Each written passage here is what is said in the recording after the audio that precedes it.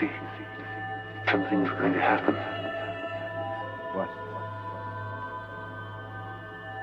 What's going to happen? Something wonderful. What? I understand how you feel. You see, it's all very clear to me now. Welcome to the Occult Rejects.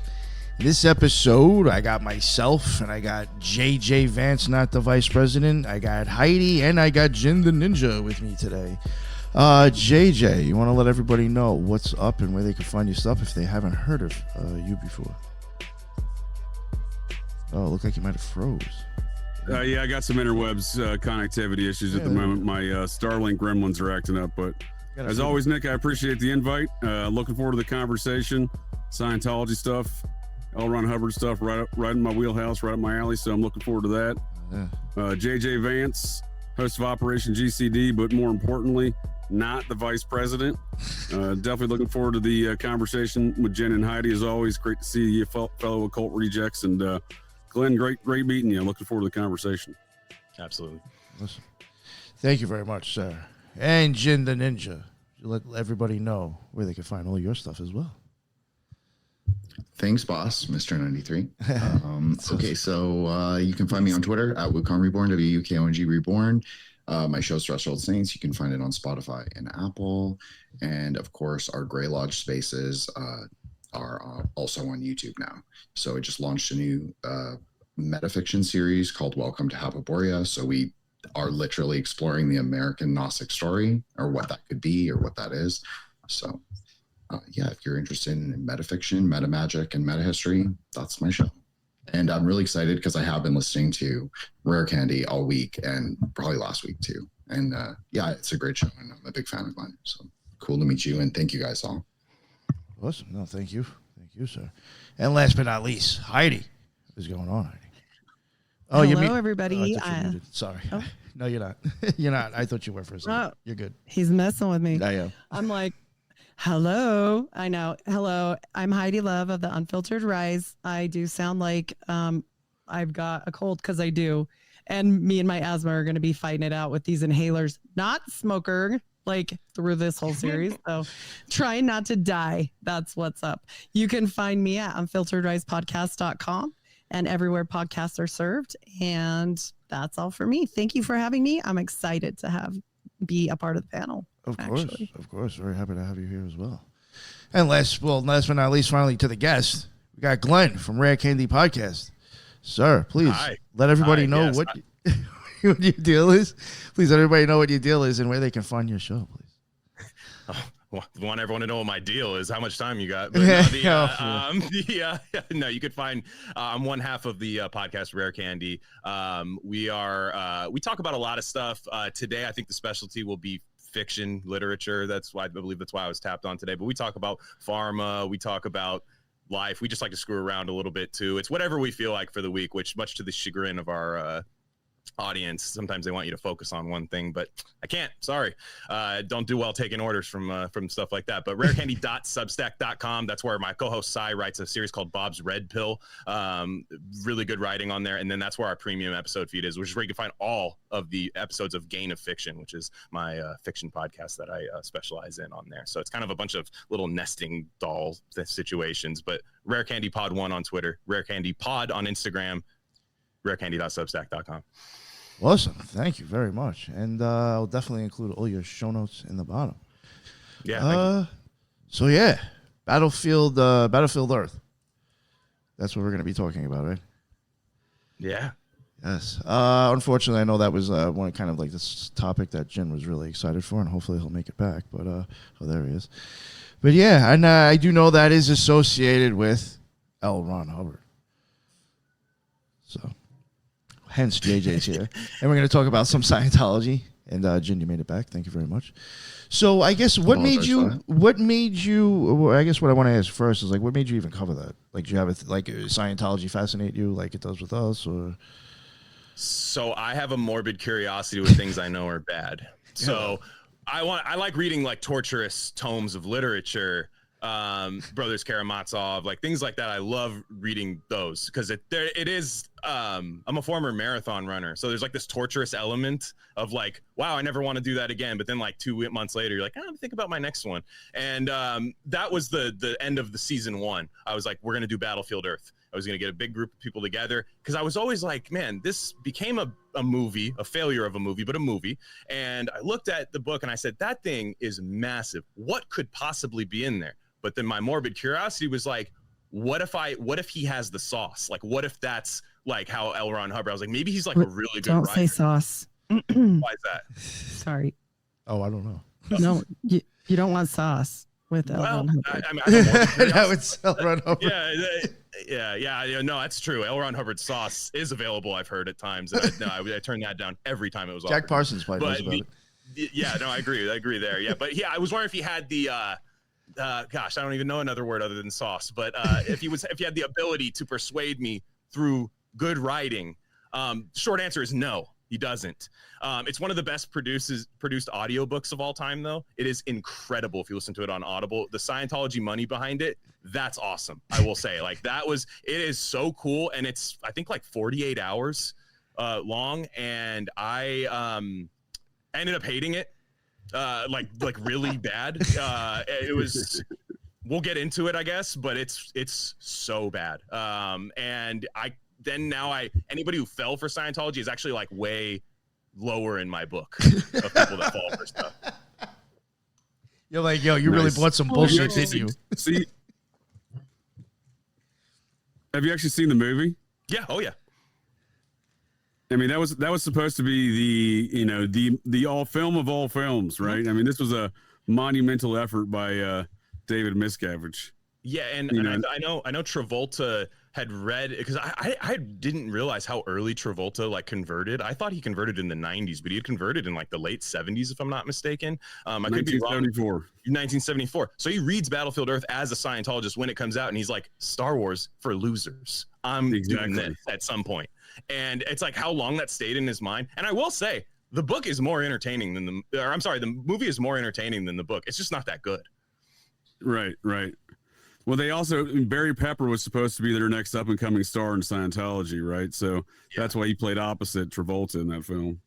And while he was a lead in a lot of films, he was just never really that charismatic as you have like Tom Cruise or even L. Ron or David Miscavige, because Travolta to a certain extent. Although I've met him, he's got no charisma. That dude's a soul, an empty soul, an empty vessel, which is what Hollywood likes. Yeah, actors for the most part. If I find out they have too many like opinions that I like, typically it doesn't show up on the screen because you have to be a blank canvas a little bit if you're any good at it. Sure. Yeah. Exactly. That's often what's described by a lot of the best actors, right? Mm-hmm. Yeah. Exactly. And now we want to know all of their thoughts now, which is great. Right. It's a great combination for good cinema. What's your opinion, folks who believe in this weird ancient alien cargo cult scenarios of Scientology? What's your opinion on modern day societal issues? Yeah, that's what I want to know. Yeah, exactly. We have the answers. Yeah, exactly. The movie is not good, but like I totally remember when I watched it, I was like, wow, Barry Pepper. I forgot about Barry Pepper. He was in the Billy Crystal's 61 movie about the Yankees. He was in Saving Private Ryan, I want to say. Yeah. And because he has that like not in Battlefield Earth, they give him some sweet gear to put on, but he has that like crew cut, like period piece military guy, but they kind of stopped making a lot of those movies, and then therefore they didn't need him. He was also in a film called Knockaround Guys, which was interesting. It was like the late Brat Pack, if you will, from the 80s. It was the Vin Diesel, Barry Pepper, Seth Green. I'm missing somebody. Oh, yes. Oh, my gosh. Blast from the past. Well, they filmed that in Montana. I was stationed up there at the time. It was big news when they filmed that up there. So, but with Barry Pepper was also not a star, but he was in the film, a very Scientology casted, in my opinion, Scientology produced film, The Enemy of the State. And I think it was 1997. Yeah, that's right. Enemy of the State. Oh, so many Scientologists in that film, and it's really what, if you look at it from a Scientologist perspective, when they're not talking about these crazy alien tales and Battlefield Earth, their current societal perspectives on life here in America is the overreach and intrusion of government and religious functions and privacy functions of personal life. So if you look at that whole film, that's really what the underlying concept's about, is the evil government figures and nefarious actors within the government who are using these spy apparatuses unlawfully. And that's 1997. So they make a good point occasionally. I like to say a Scientologist's clock is right, twice a day. So just like any other broken clock. So they got that one right. They were right about that. But they were early on that fight. And that is what they've been really focused on that since the early 90s. But it's again, they want to do a lot of hood rat shit, so they don't want the government spying on them. But I mean, they make some good points in that argument. Yeah.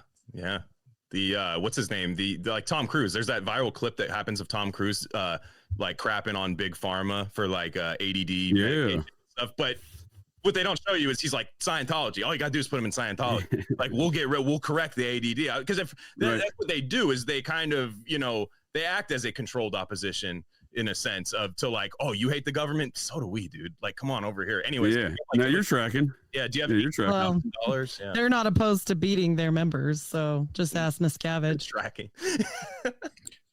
Yeah, Nick made this point a couple episodes ago about how sometimes like conspiracy can be a little anti-government in its formation. Now, I'm not saying that the critiques aren't valid, but the sort of like its directionality is always one-sided. Sure.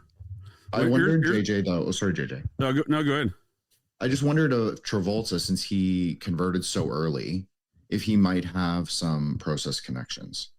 Oh, 100%. We're going to get into that soon in Operation GCD here, talking some of those tales, because it's funny how I'm going to do an occult and esoteric review that I have yet to invite you and Nick to join me on yet, but so the film Devil's Reign, starring William Shatner. Old Bill's got his Satanist connections.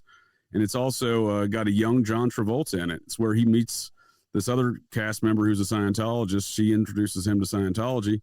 And that's also where old Johnny Boy is hanging out with Anton LaVey, because he was the technical advisor on the film. Whoa. Wow, that's a crew, huh? Yeah, they got a nice picture together. Travolta's a lot less handsy with Anton LaVey than he tried to get with me. So I don't know what that means, but maybe he thought you were better looking. Maybe he wanted to take you to the desert. I'm saying, I guess I'm better looking than old LaVey there, I suppose, in John's eyes. But I don't know if that's too hard to do though, JJ. So. Yeah, he's not an attractive man. Yeah, so either way it doesn't matter. He's barking up the wrong tree. Jin's avatar is better looking.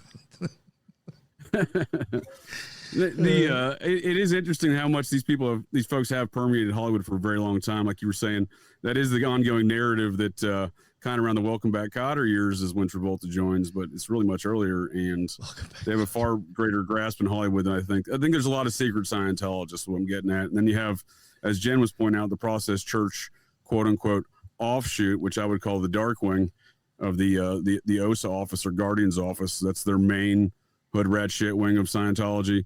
The Process would be their dark wing side. It's started by former auditors.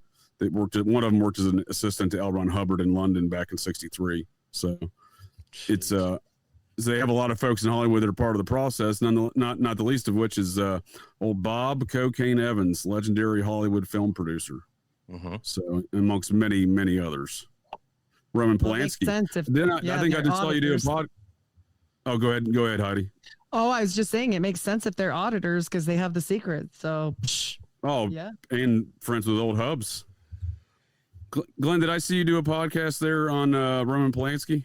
No, with Roman Polanski. He came on. No, I'm kidding. Yeah, and on that note, I'm out, folks. Yeah, no, we did an episode on him. I thought we talked about him fairly, like it was a fairly thing. I went through his films. I love his movies. I mean, I do. I love his films. And but sure. I read his autobiography. It's insane. And it goes up to about 84. So yes, The Thing is mentioned in graphic detail, and he admits it in the thing. Play by play walks you through the interaction, and then he's like, "What's the big deal?" Right? He's proud of it. Yikes! He's proud of it, and he's heralded for it by an element of Hollywood today. That's the kind of element I'm talking about with this Process. Everybody was allowing them to be like, "Hey, the lighting's good to take pictures of that girl at my house over here. If you want, you can use my house. We do this all the time." It's crazy. Yeah, and old Hubs was into this activity. Old Elron, he had a team of young girls that would walk around One of them would hold his drink, one would hold his ashtray, another one would hold a lighter, the other one would hold his cigarettes. Yeah, you know, they had a whole network. Damn. Do we know how many? I'm just curious, obviously, because Heidi's here and I'll do Kabbalah and impress her.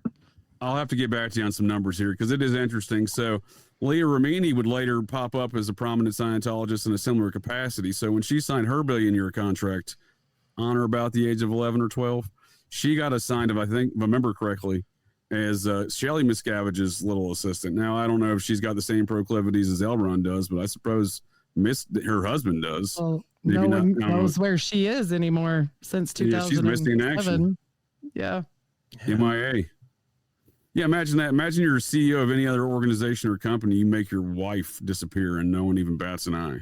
Imagine Coca-Cola, CEO of Coca-Cola is like, yeah, no one's seen my wife since, 2007. And people are like, that's unfortunate, but no one does. He only 5'1" anyways. This is part of the problem. He's a small man. He's a small man. Yeah. He's shorter than Cruz. Wow.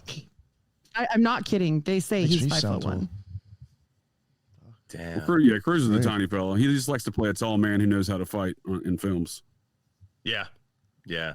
He's good at it. Don't get me wrong. I like watching him play a tall guy who knows how to fight, but he's neither a tall guy, and I highly suspect he does not know how to fight.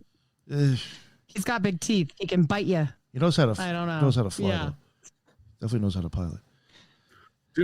Dude, I saw a recent video of him on the new Mission Impossible. He's literally, they got him strapped onto the wing of a biplane, just 140 mile per hour winds, just Tom cruising it up. I'm like, well, this dude's a fucking lunatic. That's the, he really ruined it as the champion, as their poster boy when they early 2000s on his split from Scientology. So he left for a while.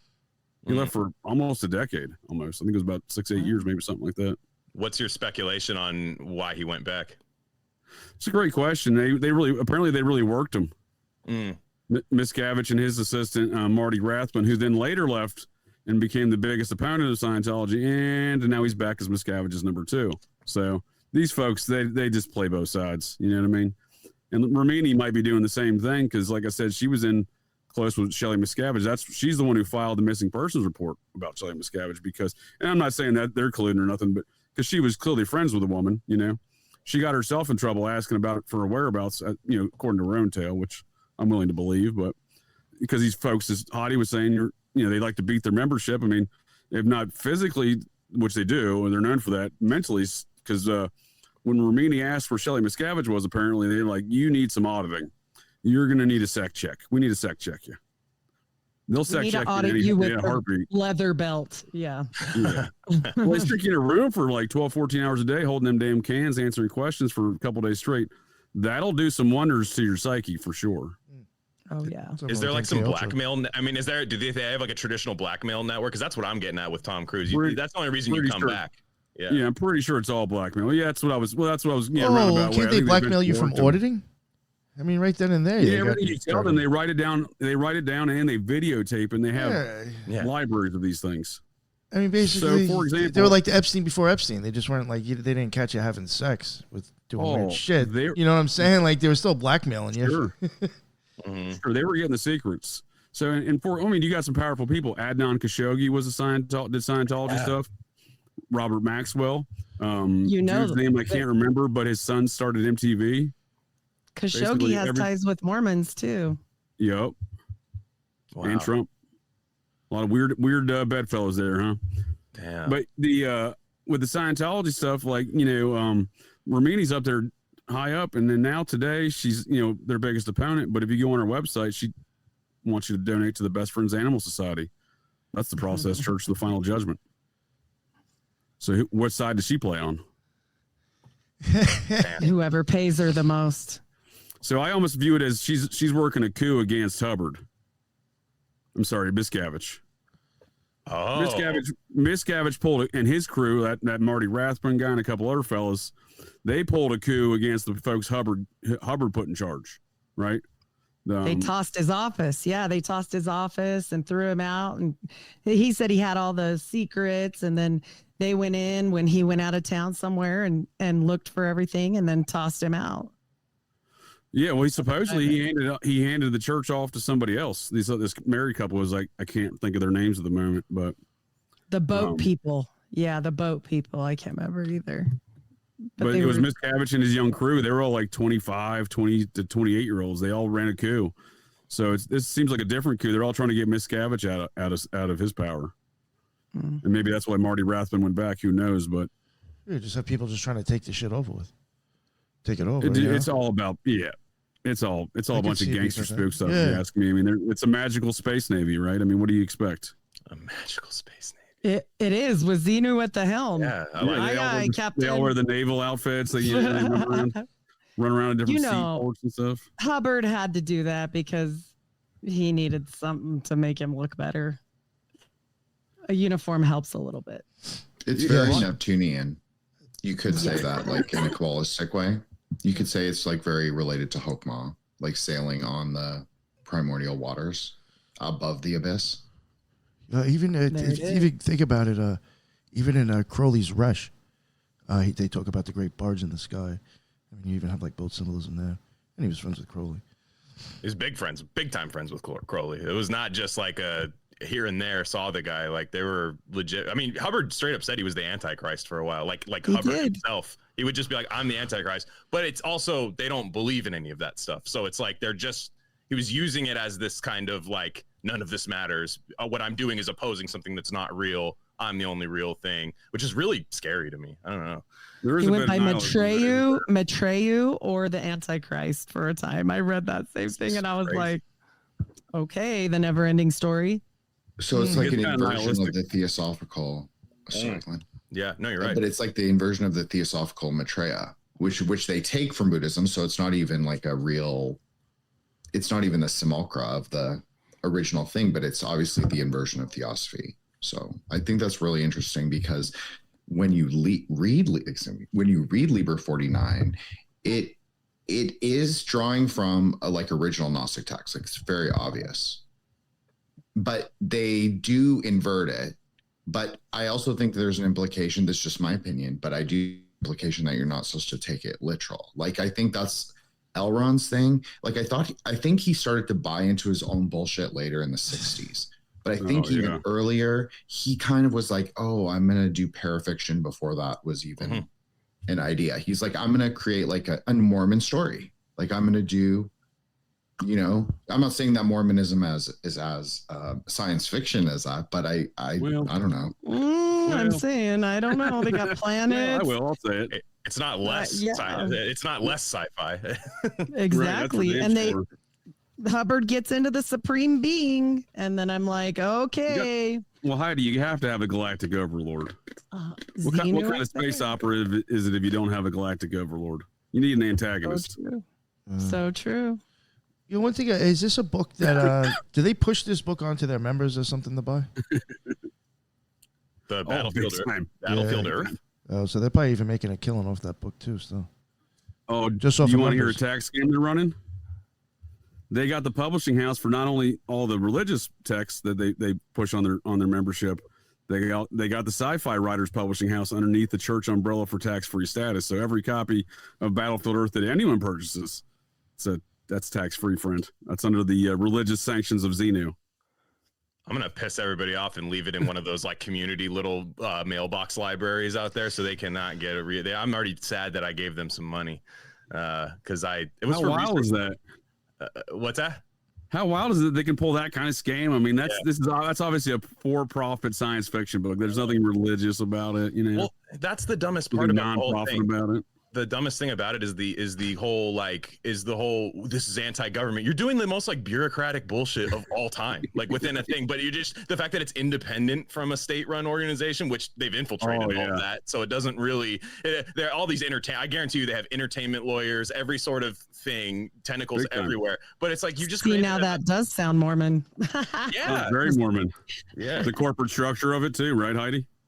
Oh, of course, definitely. And as we always say, like the corporate, when you apply the bureaucracy to institutions, that's what Luria said was a klipa. So you are creating the tree of death within the institution by applying bureaucracy to it. So it's kind of a very interesting idea. And I just want to say, I think Elrond was actually aware of that. I don't think he was like a Crowley level. Nick calls him like the occult genius. So I'm going to tease him.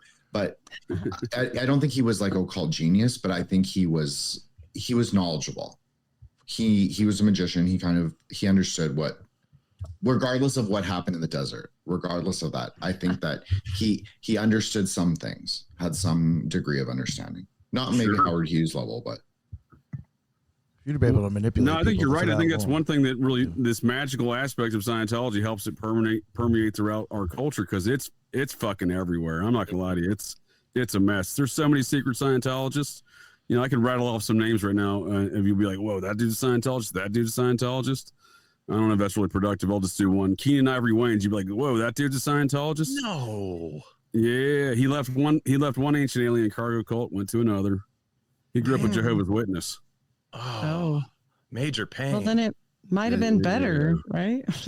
I don't know. They're kind of the same thing, really. Right? I mean, they're really much in the same boat, right? They're apocalyptic. They do the alien stuff. They do the ancient alien. I think it's quite easy for a guy like that to switch up, because Jehovah's Witness isn't going to get you auditions and roles. Scientology will get you auditions and roles. That's like if an accurate statement. You know what I'm saying? Like I completely get it. It's like, well, I already believe in. Let's say I'm a Jehovah's Witness, and they're like, hey, look, I'm not trying to be mad at you, but like we can give you like the same satisfaction of this deep space knowledge thing, and we can get you a role in like House Party 3. And they're like, oh my gosh, yeah, maybe House Party 4. Yeah, definitely. Actually, you know what? Definitely House Party 4. There's no maybes in Scientology. We are getting with that, Keenan. Yeah, they definitely have their marketing departments are good. They're real good about all that. Their infiltration of government's real good. So imagine this. Imagine a scenario you get. I'm not saying any one of you all here, but imagine an individual gets popped for just a minor drug violation in many jurisdictions. Roughly 70% of America, they cover this with this program, Narcanon. And state-funded, taxpayer-funded programs mandated by the court for minor drug offenses for drug rehab. So imagine you get popped in one of these scenarios, a little bit of drugs or pot or whatever, and you get assigned by the court instead of going to prison or paying a fine. You go to rehab to this Narcanon program, right? Again, you pay a small fee. The state's really funding all of it, right? And they suddenly give you a bunch of vitamins. You're sitting in some saunas. Next thing you know, you're a Scientologist because they just gave you a rundown. Because Narcanon was invented by Scientology, and they give you Scientology protocols when you go in there for drug rehab because this anti-drug stuff, right? So that's a very scary element. And then you look at folks like RFK, who actually started an anti-drug nonprofit with a Scientologist and is very much is represented Scientology in court in these drug matters as well. So he's very much on that same team and that same viewpoint of these same kind of drug. So when he's trying to remove, I'm not opposed to moving dyes and stuff from food and whatnot, but like it's what you were saying before there, Glenn, about that's not, they come at you with a Shyamalan twist there with some other things they're really after, some other motives, ulterior motives they're really after with these efforts, because really all they're trying to do is make everybody Scientologists. Yeah, it's partially like at least the illusion of a patronage network, right? Where it's like, hey, we'll get you this. This is what you try. I mean, it's a bureaucratic deal with the devil, essentially, right? Is like, I would do anything for this. So like, oh, anything sounds good. We'll let you do this one thing. We'll put some money behind it. We'll do whatever. We'll help you advertise. We'll do all this. We just need X, Y, and Z from you. And it's usually out. The scale is not quite balanced, I would think. And then they got rid of both their wives. Oh, wait, sorry. No. Yeah, it's and when I say they permeate everything, so if you go to Hollywood, if you want to be a young actor, there's a famous school on Hollywood Boulevard run by an infamous Scientologist. He'll try to sign you up when you go there. So that's where a lot of folks get signed up real early. And as far as the blackmail operations go within that community, Richard Gere fell victim to that, it seems. And in the late 80s, early 90s, it seems, when he parted ways with Scientology and across America, a rumor grew. Long before this is how good their marketing and network and their network of communications is, because I think their Scientologists are the ones who spread that rumor. And it was something out of their little books from the auditing session of Richard Gere, and that was he shoves gerbils up his butt. Now, I don't know if that's accurate. I don't know if he ever told them that, but I do believe Scientology's disseminated that message, at least, because that thing spread everywhere. Yeah. Rabies. Oh, I remember that as a kid. I don't know. I mean, Lemmy Wink's South Park episode is like based off Richard Gere. I mean, it's just. Oh, but they did a South Park episode on it. Okay. Yeah. They did a South Park episode of the hamster inside. I don't think it's Richard Gere, but it's basically a famous person, and it's crawling through, and it's a quest of almost a hero's journey of a hamster named Lemmy Wing, Hero's journey. trapped in the digestive tract of. I'm not an anatomy guy, but yeah, that's where it was. Not good. Never good. That's a bad day. Yeah, because you wonder how many this is pure speculation, of course, but how many Hollywood rumors, right? All the stuff you hear about are just from like Scientology, experiments, are just like, oh yeah, and at 12 hours, 43 minutes, 18 seconds, they do talk about the gerbil going up his ass. Go, please release that now. We did not get the latest. Right. We did not get the latest $100,000 payment from Richard Gere. So release the gerbil manifest. Oh, it's worse than that. If you don't come in for your regular meetings and sec checks and auditing sessions every week, that's when you get put on the list. That's probably when they start to. We'll start low on the list if he doesn't come in this week. Next week we'll scale it up a bit. Damn. Imagine that reading with your agent. And your agent's like, Richard, what's going on here? And he's like, oh, did what? It's not true, of course. They're like, it was 12 hours. Haven't you heard of those people that get like grilled with cops and they're like, I did the murder. He just made something up, so they'd quit it. Yeah, that's true. Maybe it's something far worse. Could be. Yeah. For sure. I'm sure it gets dark in some of them Scientologists auditing books, and they infiltrate politics. They had Sonny Bono, his entire congressional office there before he skied down the mountain the wrong way, hit a tree apparently, which I don't believe that story. He was a longtime Scientologist dating back to the 60s. And he was in government too, right? Wives missing, kids dying. All I'm saying is married to Cher. So they work for Phil Spector. He was kind of the Process Church head of the musical scene in Laurel Canyon, right? Wall of Sound, right? Cher, that's where Sonny and Cher got their start, was Phil Spector. But yeah, he was a Scientologist back then. That's about the same time she raped Anthony Kiedis of Red Hot Chili Peppers when he was like, I think he claims to be 11 when that happened. Oh. Yeah. Yeah, he grew up in Laurel Canyon. His father was an actor. He was in that same scene. Yep. So you know, 11. Sorry, JJ. Oh, yeah. Sorry, Heidi. So JJ, you've spoken about this before, Wall of Sound, because I know Phil Spector. Obviously, you talk about him a lot. Yeah, he's a creepy son of a bitch. Right? I personally think that they borrowed Wall of Sound not just from Esalen and Barbara Marx Hubbard and all that, but I actually think they took it from Tantra. There's something decoherent about it. Decoherent is the pink ray. I know all at least 4 or 3 of you have heard me talk about that. So I think there's something that they think that the sound in decoherence can produce magical experiences or maybe auditory and visual hallucinations. Quote, I'm using air quotes, but obviously can't see. But I can't see them. It's but air quotes. Yeah. So I think that that's what the Wall of Sound is, because this would make sense for a lot of the stuff that Heidi talked about in the series with me, but also what you talked about, JJ, and like the sex sort of magic stuff from 4 Pi. That's exactly what I was thinking. Yeah, 4 Pies, tantric sex magic ritual, Buddhist tantra, Kali worshipping ritual, homicidal death cult. That's a lot of words, but they're a dark bunch. That's like a Red Hot Chili Peppers. That's a Red Hot Chili Peppers album title. Yeah, right. Like blood sugar sex magic. Yeah, exactly. Exactly. Wasn't that produced by Rick Rubin? Oh, it was. It was. You know the album he produced right after that? The Process. It was an album based on the Process Church with a band named Skinny Puppy. Damn. Oh. There you go. So you got Thelema, you got an offshoot of Thelema with the Process. I mean, Rick Rubin's in deep with. He's also very close with Jack Nicholson, who's a big time. Polanski and him both big time, and Cocaine Bob. They were a trio there. Cocaine Bob. I'm not sure if you saw in the book. They mentioned that book you were mentioning about there. Cocaine Bob came in for the cleanup crew on that operation. The rape thing is what I meant. Damn. That was Bob. You're talking about Bob Evans? Yeah, he came in for they all did Chinatown together there in what, 70? Yeah, he's Paramount. I mean, he was high up at Paramount. Yeah, oh, yeah, big time. Wow, I didn't know that. He's the one who hired Polanski, their first little project there, that's Satanist shit show of Rosemary's Baby. Yeah, oh yeah. Anton LaVey was there. Of course, Sammy Davis was there. He was in it. Oh, that makes sense. Cause yeah, Bob Evans, I mean, yeah, that's not just some like quiet actor or not some quiet guy in Hollywood. I mean, he's like everywhere, any 70s cinema, like he's a part of it. Like. He was a part of, I mean, he was it till the end, man. He is Hollywood. He was, in fact, when you familiar with the film Wag the Dog? Yes. So, you know, the Dustin Hoffman character in there, that's a satirical representation of old Cocaine Bob. Ah, that makes sense. So Bob went to the premiere and he walked out and they said, what'd you think of the film? He said, I thought I looked great in it. That's pretty funny.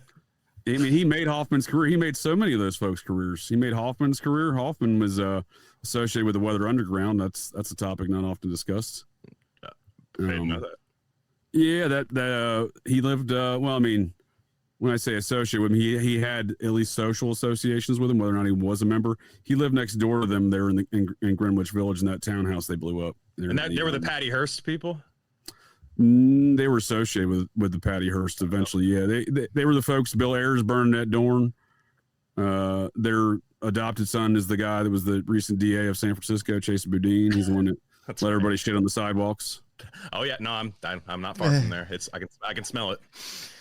Oh, it used to be a lovely city. I really enjoyed that place. And last few times I went there, so much shit on the sidewalks. Yeah, no, you're 100%. Like literally, my wife and I just went there 2 weeks ago. We had fun. And then like you walk down the Mission, you're just like, oh, that's not pit bull shit either. Like you just know it's pressure washed, you know, but like still not really, you know, it's still there. Yeah, it's bad. But yeah, I mean, even the Weather Underground, I argued they're an offshoot of the Process, really, because I mean, their leaders venerate the Process and Process members like Charles Manson, Sirhan Sirhan. Mm-hmm. Both the leaders, Bernadette Dorn and Bill Ayers, both venerate them. You know, the two things I tell folks to understand about the Weather Underground is, you know, the shit sidewalks, and also this on the fact that they all skirt charges, even the ones that go to prison ultimately get out and skirt charges, right? Even if they get jammed up. Like, for example, Susan Rosenberg actually blew up the U.S. Capitol building. Forget January 6th.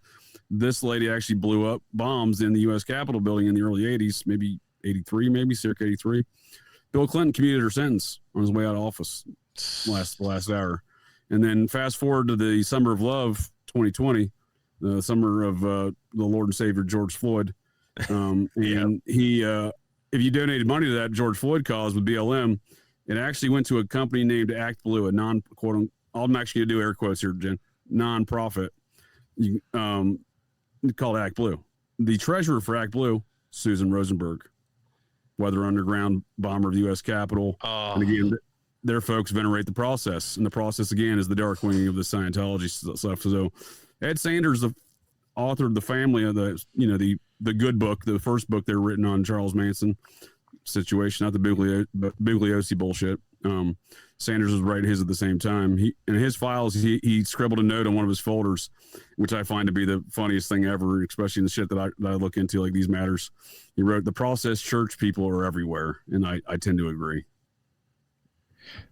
I want to say, JJ, this actually makes the chaos magicians of the late 80s look good. Like all these things you're saying, like that the Discordians threw it all into chaos. It does kind of make them justify. It does kind of seem to me, maybe I'm saying this to be a little, edgelordy, but I do think that might be true actually, because, if everyone kind of takes the material, then it's not just owned by the Process. It's not just owned by these No, that's precisely right. It's a dissemination of all the liability of it through different offshoots, but it's still one organization. And how many of them are secretly conjoined with other religions, etc.? Well, that's what a secret chief is. That's what a secret chief really is, right? It's the person who's the go-between between orders. Like we spoke with someone who may or may not be affiliated with those higher orders the other day. Nick invited me to speak with his friend. So I think that's what it is. It's someone who goes between, someone who selects adepts who are, I don't know, they think that will do well in their system. That's what I think. And I think all theosophy is talking about that. I don't think it's talking about ascended masters at all. Maybe people like in the Solar Temple that are pretending, or like a plug-in electric sword. Yeah, like I mean, I'm not saying they're not magicians. I'm just saying that the external presentation is more stage magic, which is also something that some magicians do like to do. I'm just saying. Well, it covers your tracks if you want to do some really screwed up stuff. I mean, you can just be like, I was just entertaining. Wasn't Houdini's whole career based off that? Oh, who JJ Vance. He's kind of a spook, I think, in my opinion. JJ Vance has really made me wonder about Houdini. Yeah, he was LARPing, right? Is that what you're saying? He was kind of a LARPing as a magician? I mean, I think he was an occultist playing games. I think he was an occultist playing games. Okay. Yeah. Yeah. I think he was LARPing. Yeah. There was rumors that he would get people to like close their eyes and then he would go like handle some shit real fast. And then come back and be like, oh yeah, this thing, it turned into a stapler, or whatever. I don't know, whatever the right. But like, yeah, whether he was, but he might have been doing actual stuff in his LARPing. You know what I'm saying? Like, I can LARP and read, satanic scripture. I'm still putting that energy out in the world. You know what I mean? Even if I don't believe it. I like the idea of he's doing some occult shit, but he's doing it under this kind of guise of a performance art of a stage magician. I like that idea. Mm-hmm. Well, he was a very intelligent man, and his death makes no sense. It's all bullshit. That whole story of his death is bullshit. Laurel Canyon guy. No, don't apologize. Laurel Canyon guy, you're right. Because when we recorded with Miguel from Aeon Bites, like on the Elvis episode, we talked about this, like how there is kind of a dialectical reciprocity between like a performer and the audience. And if if the performer's tapped in, like we were saying, Elvis was tapped in, he got it, right? He thought he was like a Hyperborean prince or whatever, so he was like the Ho Rising, Hermes, whatever. So I'm not going to say Elvis was a process member, Jim, but he definitely knew the process. He was process. I knew right away. I went way deeper since that conversation. I'm like, oh my god, what the hell's going on here with this Manson situation with Elvis? We need to do a backup on that one then. Yeah, I really would have liked to have. I even said that with Julia. I said I really would have liked to have us maybe covered some more of Elvis, but not in the same way that episode was done. Because if anything, I think it gave us more ammo to look in different areas about the guy. Absolutely, dude. I had no idea as much stuff I've looked into Elvis. As soon as I heard that Manson shit, I'm like, yeah. I was like, how have I never, because I know a lot of shit about Elvis and a lot of shit about Manson, but I was like, how have I never discovered this? Even me, as an occultist, if somebody asked me to do that job, I'd be like, ask me in a year. I show up in 3 days. Everybody's going to think regardless that I'm fucking involved with you people. Like, just keep it real. Like, it's just kind of, you're going to look bad doing that. And if you still need somebody to come by the house, ask me in a year. Maybe I'll change my mind. But no, not right now. If I may put two bookends in our last few minutes conversations here, folks, I wanted to point out the Laurel Canyon Houdini home owned by Rick Rubin, and or at least has been owned by Rick Rubin in recent years. And the guess what I'm getting at with all these kind of connections with all these people, process, Scientology, politics, music, Hollywood, right? Like the fact that it seems that the process people are indeed everywhere. It's not, so it's fun to make fun of these Battlefield Earth and their space opera philosophies, but pardon me. Well, there we go. And but it's also notice these folks are they seem to wield an innumerable amount of power, right? So like, they're getting in places, they're infiltrating places, they're doing things, they're getting government funding from Narconon programs, etc. They're running programs all the time, doing Lord knows what else. But it's back to that Bill Ayers guy as far as power goes, right? Bill Ayers and the Weather Underground, these folks skirting charges and whatnot, waging political warfare in this nation, seemingly of their Marxist values that they espouse.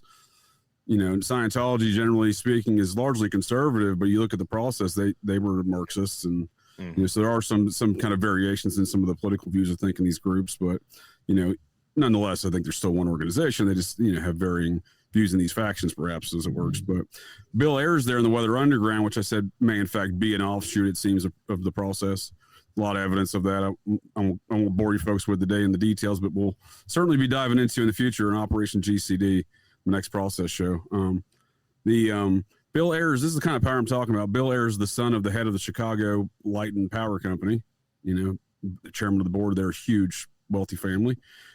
He went on a bombing parade of bombing all these domestic terrorism stuff for many years and whatnot. You know, some of his folks got wrapped up with that Tupac Shakur's folks and that shooting, the Brinks Truck Armory robbery in New York. Clint knows what I'm talking about. Mm-hmm. And on September 11th, 2001, on the front page of the New York Times, there's an editorial printed by Bill Ayers. And the opening line is, "I wish I would have blown up more buildings." That's the level of power that where I'm talking about with the Weather Underground, Bill Ayers, the process, and the Scientology folks generally. Damn. Because that shit ain't a coincidence. That's the Thelemic ritual, and we're talking about a Thelemic offshoot cult, the head of which printing that on an editorial, you know, he can write it all day long. Who printed that? What was the forethought, planning, and procedures around getting that printed? Well, that's what made me interested in the book, is because it's like, what system is he using? Like, can you map it to one of the Thelema offshoots? That's kind of like, even I think one of the ideas I had coming into the episode was like, can you look at it? Can you see like I would obviously use Kabbalah, but you can map different tendencies onto the tree, right? So it would make sense if he was approaching it like, I want to tell this story, and he's putting his like Thelemic, it's like the underlying language, it's the Twilight language, but the overtop is like the sci-fi layer. So that's like what they tell, like Heidi always jokes, like that's what they tell the Goyim, for Mormons, obviously, not for Jays. Yeah. For more than Mormons, but yes, definitely. Yeah. A little. That's dual use. Wasn't the Twilight language? Isn't that like the language to the subconscious? That is magic, right? Well, it can be. It's like seeds of potential are there, and it depends on how much you buy in. That's a very chaos. I'm explaining in a very chaos magic way. Yeah, like even I postulate like the way they teach the upper echelon priesthood holders that give all the quorum of the 70 how to speak. I mean, it's like a very singy, songy mesmerism. I think they're always casting. Sound is is when you capture 4 elements in space. So giving it the 5th dimension, right? So it's the second most powerful after light, but light and sound are also the same thing. But it's the second most powerful vehicle of magic, because there's actually 2 kinds of speech. I'm sorry, I'm not trying to make a long point about this, but there's gross and subtle speech. This is obviously a more tantric idea, but so there's like voxity. So you have the ability to, everything that you say carries with it its underlying meaning inherently. So everything you say, it's like a Bene Gesserit. That's the exact same idea. It's like they use the command voice, but every time they speak, that it's command voice, and it's so subtle that you couldn't even tell. It's just in the pattern. Maybe you use like a little Kabbalistic language to, like, you know, make it a little colorful, and that's your package. But it's like subtly, it's like a subtle manipulation. Mm-hmm. That's I would agree 100%, because they control the lighting. They control like everything. When you think about Conference, I don't know if you've ever watched Conference, Jen, but it's horrific. But anyway, like the way they speak is, I definitely have always postulated that they're casting, in my opinion. Interesting. That's the only context in which you understand that, I think, Heidi, is that it is some sort of ritual casting magic stuff, because it's such a weird thing to watch. It's not even like, at least the Catholics, they light some incense and they make some music into it. It's just very dry, but it's all, you know, people fall asleep. They fall asleep. It's mesmerism. It's soothing. Okay, you ever fall asleep being soothed, guys? It's very fun. Except those of us that see through it and we're screaming in our heads, but that's okay. Man. I'm like, get me out of here. What is happening? I negotiated my way out of almost every one of those conferences, Heidi. I couldn't do it. After I went to one, I was like, I will do every chore, this house, the house next door, the house down the street. I don't ever have to go back to that again. Oh, it's bad. So bad. Did you guys read Battlefield? Not all of you guys read it, right? Oh yeah, we got detoured from, we were talking about battlefields here on Earth. We're supposed to be talking about Battlefield Earth. No, but you guys didn't read it, right? I've read it. I've never read it. I've seen it. I was gonna say don't, because it's not a good book. But like it's just for anybody who doesn't know like what this is, and the only reason I'm saying this is because I want to get somebody like JJ who knows a lot about it, because I couldn't see a lot of what the application to Scientology was. So now he starts with an intro of this book. It's written in 1980, towards the end of his life, I think. And he said in the intro, he's like, I'm tired of writing about Dianetics and all of these things. I want to write sci-fi, old school sci-fi. And he talks about, gives this long thing of like examples of what science fiction is, what it's become. I take it he didn't like a lot of the Philip K. Dickification of sci-fi, and he wanted to write old school blam rocket, space fighting westerns, basically. Well, that was his crew. Arthur C. Clarke, Isaac Asimov, all these guys. I'm going to say Ray Bradbury, but that ain't him. Is all the sci-fi writers from that time. Mm-hmm. They were all part of the same club with Forrest J. Ackerman was kind of the club leader, the famous monsters guy from Hollywood. And Forrest J. Ackerman would claim they were all doing Parsons' thing, the Agape Lodge of the OTO, and then Hubbard invented this new thing, Scientology. He says things and stuff like that, but it's Scientology. And then we all started doing Scientology for a while. We all started doing the new thing for a while. Yeah. So well, Crowley did try to warn him. He said he was a confidence man. And I mean, he took his girl, he started up his own deal, like all of it. So, yeah. Oh, for sure. He stole most of his biography from his college roommate, Paul Linebarger. I didn't know that. Whoa. Oh my gosh. Yeah. Paul Linebarger, very interesting fellow. He was a sci-fi writer. He wrote under the name Cordwainer Smith. He also wrote the Army's Manual on Psychological Warfare for World War II. Took a job. He took a job. You gotta make money, guys. He took a job. Well, it's just weird. All these sci-fi writers are involved in writing psychological warfare manuals for the Army. You try keeping the lights on. You try keeping the lights on. Hey, come on. Yeah.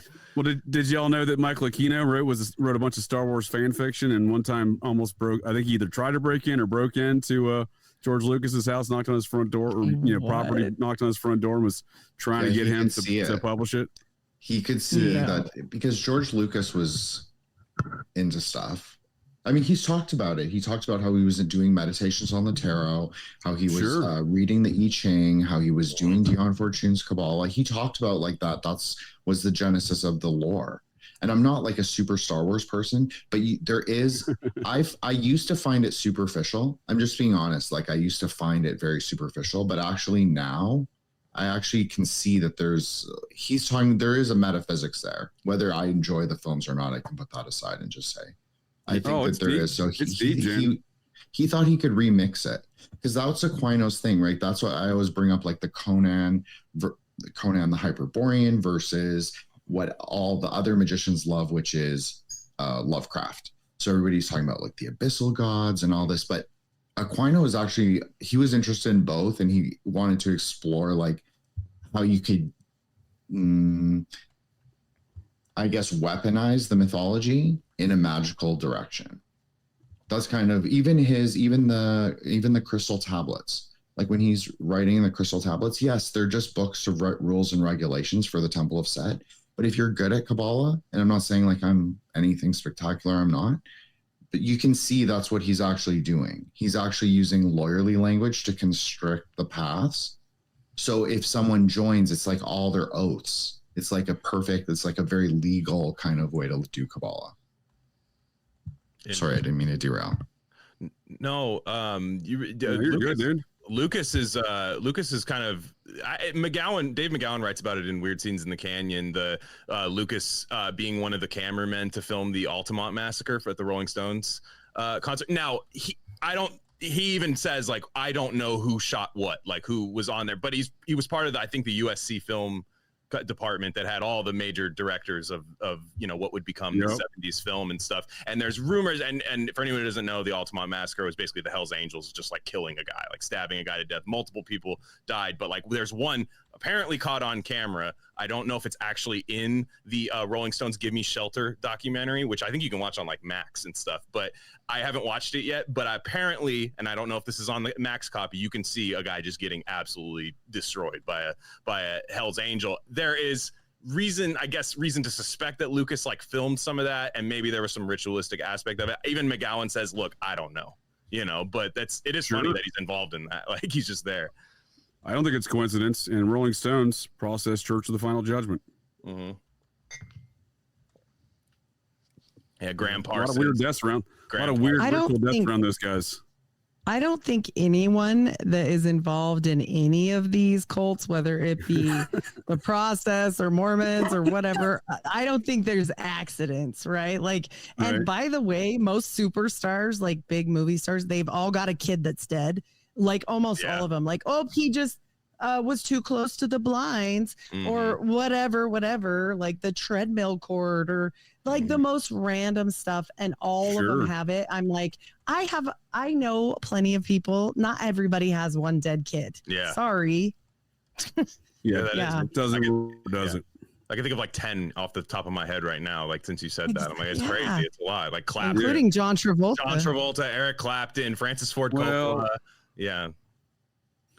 And then let's be honest, John Travolta's lost 2 kids, right? He lost that one Jet, but he also lost the fellow named Sage Stallone. Take one look at Sage Stallone. Tell me his father is Sylvester Stallone. Uh-oh. That's another Jackie thing. Another Jackie. Uh-oh. So Travolta and Stallone have been tight for many years. In fact, Stallone directed and choreographed the film Staying Alive, starring John Travolta. They got him real greased up. You know, Stallone while he was getting real greased up while directing Travolta while he was getting greased up. But yeah, they go way back, and that's you look at Sage Stallone and he looks just like John Travolta. It goes back to John D, our buddy here. You swap the wives and she gets pregnant, you get to raise the kid. So yeah. Well, I mean, when you're doing these sex cult stuff, I mean, Travolta's a Scientologist. It seems like Stallone had a lot of Scientology connections, including his early agent, I believe it was. And then, you know, he had that weird start in porn and all those kind of things. I mean, you know, you look at these sex cults and it's like, well, they're probably all just banging each other. For sure. That's why you got OJ's daughter growing up as a Kardashian. Definitely. He's a Scientologist. He went clear. You're going to tell me that you want to be an enlightened being like Orenthal J. Simpson? OJ was? I didn't know that. OJ went clear. Yeah. He went clear. Clear too. Well before the murders. That's a really interesting way to phrase that. They were like, we found the all-time season or the single season rushing record to commit massive sacrifice murders for us. What a steal. Right. Wow. Huh. Well, that was in my opinion, that was a Process Church related cocaine trafficking situation. There's cocaine everywhere, cocaine bobs everywhere around the situation. In fact, he was dating OJ's ex-girlfriend, the one that got called in around the time of the murders. So, you know what I mean? Paula Barbieri. Yeah. So that was Bob's girlfriend at the time. And then they're like, oh, we don't know who could have committed these murders. One of the chief witnesses for the state was dating a mob hitman. Nicole Brown's sister was dating a mobbed up hitman in Los Angeles. They're like, we have no idea what kind of organized crime outfit could have committed these kind of organized crime outfit murders. Certainly not the victim's sister's boyfriend. That couldn't have happened. In fact, we'll call her in as a witness. Well, that's a good cover. But yeah, Orenthal J. Simpson, Scientologist for sure. Wow. Proud Scientologist. That's why you see him with Priscilla Presley in the Naked Gun series. Oh. Proud Scientologist Priscilla Presley. I knew she was. I didn't know about him though. I didn't know about that. Yeah. Wow. How do you think he got my mind, JJ? That's the power of Xenu. Yeah. Xenu. I mean, Xenu channel. That's how they'd get me. They'd be like, hey, dude, you can be the league's leading rusher for here. I'll be like, oh, man. I'll tell you guys anything. Record it. I don't care. Yeah. Gerbil's coming in. Gerbil's coming in. Get the gerbil. Yeah. I had to do it. Fine, guys. Fine. I really want this record. Fine. Yeah. It's okay. It's totally fine. Do what you want. They said it was a coffee enema. I didn't know. Okay. Oh, man. I thought it was detoxifying my liver. I'm sorry. Damn, man. Damn. I'm saying these folks are everywhere. And when Heidi's saying that these folks are going to come together, I like to joke that they're going to come together like Voltron. They're ancient alien cargo cults. Come together like Voltron. They look separate. They're going to come together like Voltron. Catholics too. Yep, Catholics, Mormons, Scientologists, or Jehovah's Witnesses. They all do their own function within these ancient alien cargo cult networks, in my opinion. And one day they're just going to be like, all right, it's the time to blast off. We're out of here, folks. And I'm like, let them go. Just folks like Elon Musk, let him launch himself to Mars. Yeah. Let him go. I mean, let all these people launch themselves out of here. I'll never stop anybody from leaving Earth. Yeah, you want to launch yourself out? Yeah, try it. Go ahead. Go. I wish Bye. that rocket simulation thing like 2 weeks ago with all the ladies on it. I wish that just kept going. Just keep going. That was so stupid. Yeah. They can't exactly, keep going. Katy. They didn't go anywhere. Yeah. They can't. Yeah. They just Ship put Katy on Perry out of lipstick. here, that's for sure. Yeah. Oh my gosh. Just get her out. Just keep going. Like, no, Yeah, guys, go further. Keep She's going. the Pope. She can't leave now. That's true. It's so Yeah, she's bad. just doing Kabbalah. That's all that was. That whole thing. Yeah. Humiliation ritual. I don't even think it was that. I think that they take them like up however high they can even go. In Do you think reality, they really even not. went up? I think They they went into did. some zero G thing, if we're being really honest. But I think, okay, we'll just say it was real, whatever that even means. So they went up as high as they go, and they're like, oh, it's touching the pleroma. Like you could describe it as that, like a Gnostic experience. Like you're sort of breaching, the veil of the worlds. You're crossing the abyss in the most literal way because you're crossing through space and time at the same time. The So it's one not lady like that what- Sorry, was Heidi. Oprah's friend. No, I interrupted you. The one lady that was Oprah's friend, she's like, but have you gone to space? And I'm like, you are stupid. You make women look so stupid. I'm just like, Oprah?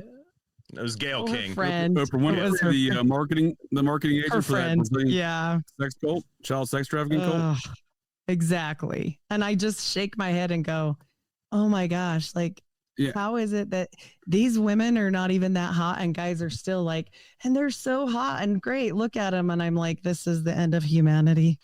That's fine.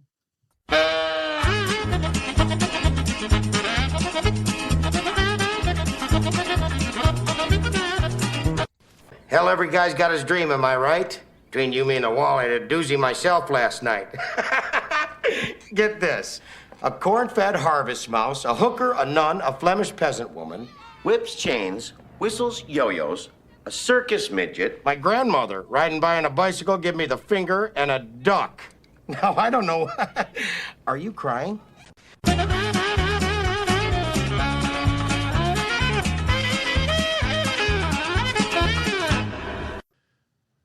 What were you saying, JJ, So, about this the? Yeah, you just said something prior.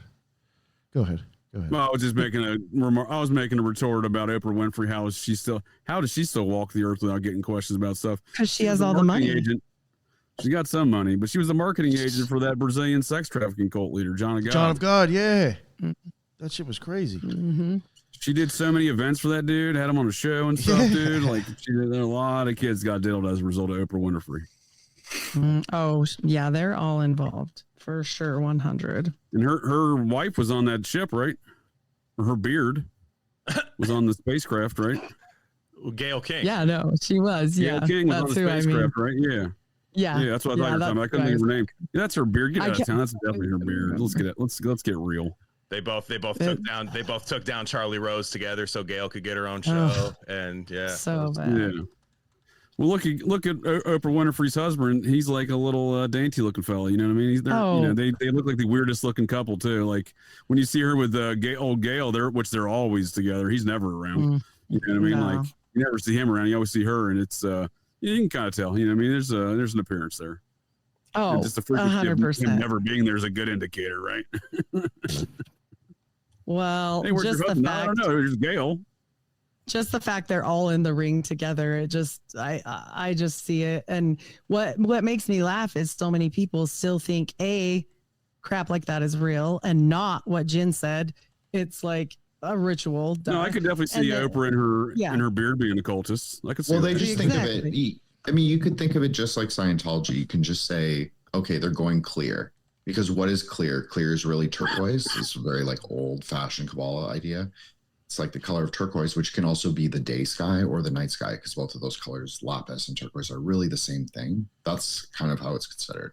So yeah, they're touching the, the pristine clarity of God. That's how they would think of it. It's not even that big of a deal because it's like when Nick always says, you're not supposed to, you're supposed to have a magical experience in your mind. It's not that, whatever that is. Like, yeah, maybe that's spiritually profound or whatever. But I mean, she was acting like very weird afterwards. Definitely. Very, I think all very space is occult supreme being. She was like, I went to space and you didn't. So, and then true. Katy Perry kissing the dirt. I was like, get up. What are you doing? You're so weird. Well, if you look at the folks who invented Space Force, sorry, go ahead, Jen. No, I was just saying that actually what Heidi just said was interesting because it's like the Uranus and the Kronos. It's like the sky and the primordial Earth. That makes sense. Oh, yeah. Okay.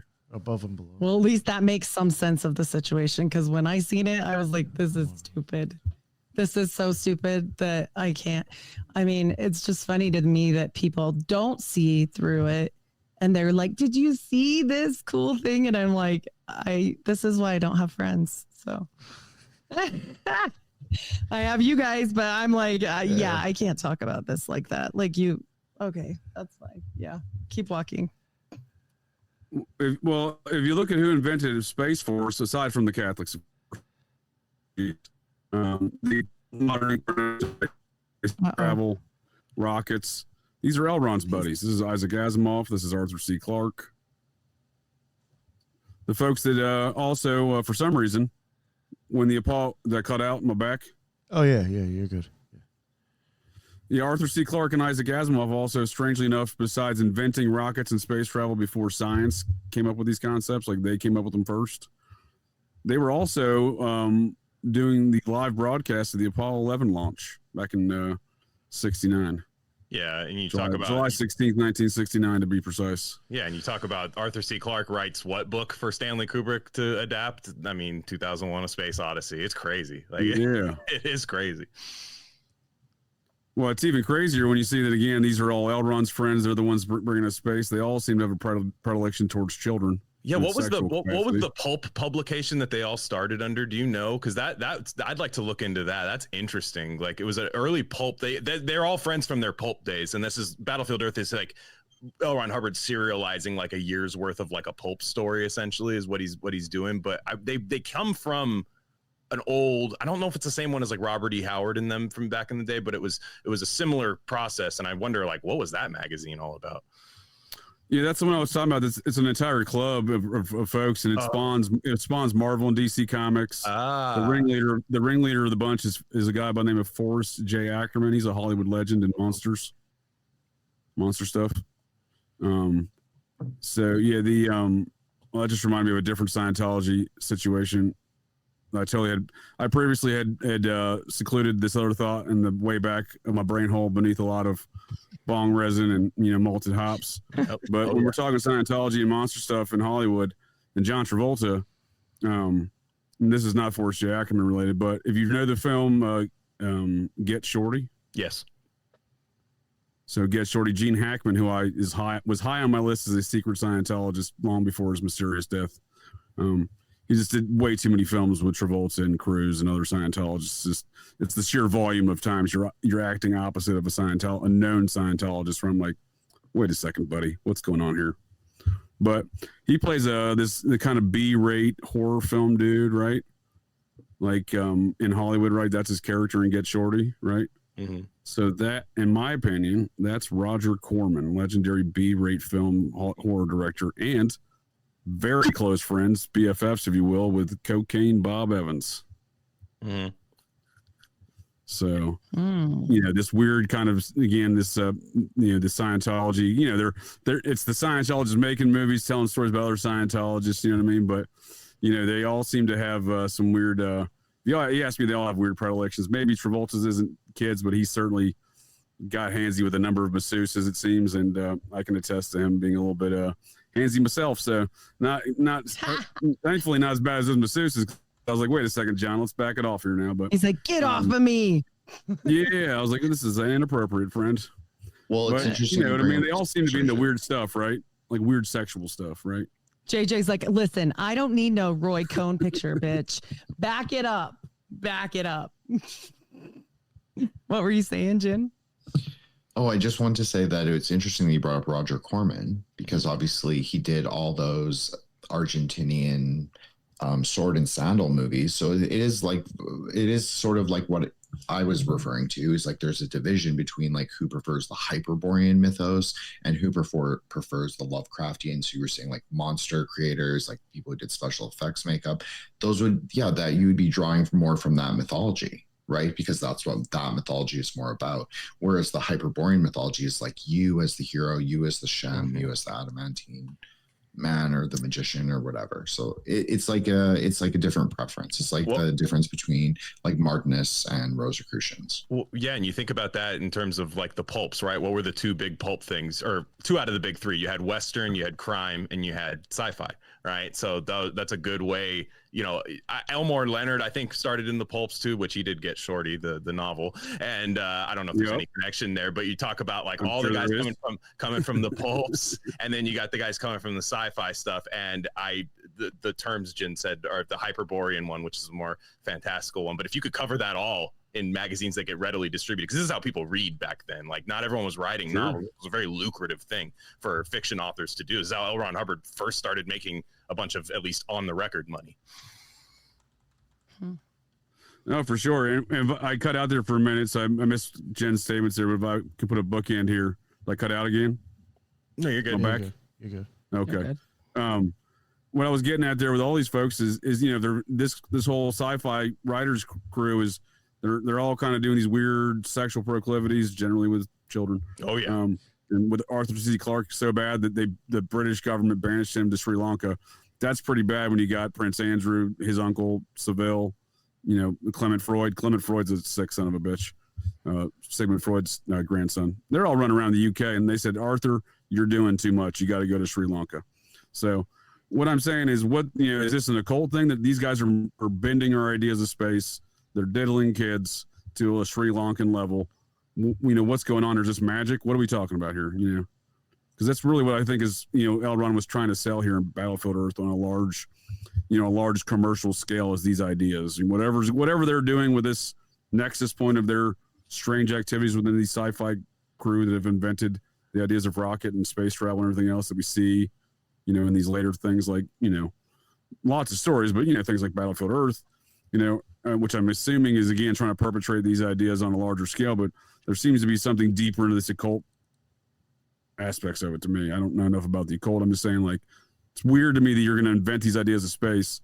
This group of sci-fi writers do it on a mass, publication scale. And then these people are also into just weird kid stuff, just magic stuff too. But I'm just saying the weird kid stuff. Well, what if you really believe? Seems to coincide right with the magic stuff, right? Let's go hand in hand at times, right? Mm-hmm. What if they really believe they're channeling spirits? Like Heidi often talks about this. I think they really do. Yeah.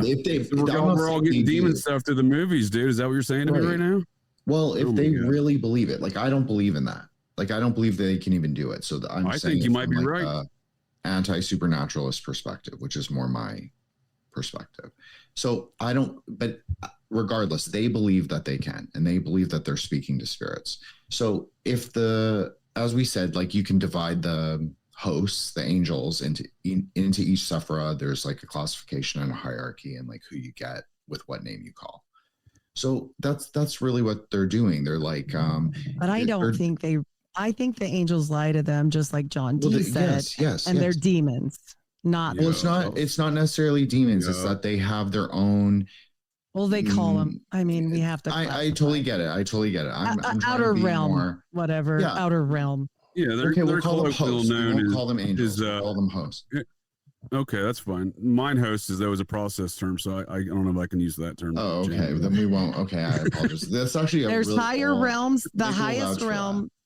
Right. Like you can't contact the highest realm if you're clear down here unless you know your shit. And so what you're going to get when you start doing this Solomonic magic is you're going to get the lower realm first, and they're going to lie their ass off to you.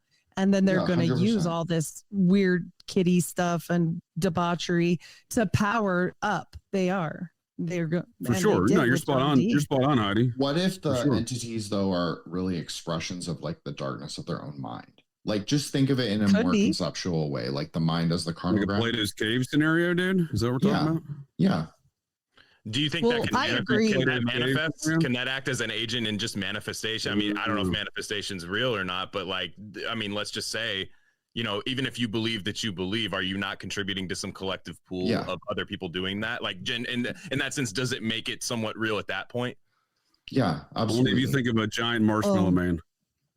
In my opinion, for sure, I think they're channeling, but not always, because not everyone's an adept magician. So I think Jen is right. There are people that it could go sixes. Like, these people over here are magicians, but these people over here might just be not as stable and in their own head and like still contributing to that debauchery pool, that cesspool. Sure. So it could be multiple things, you know. Well, that's what it is. It's like, that's even with the factions with Process.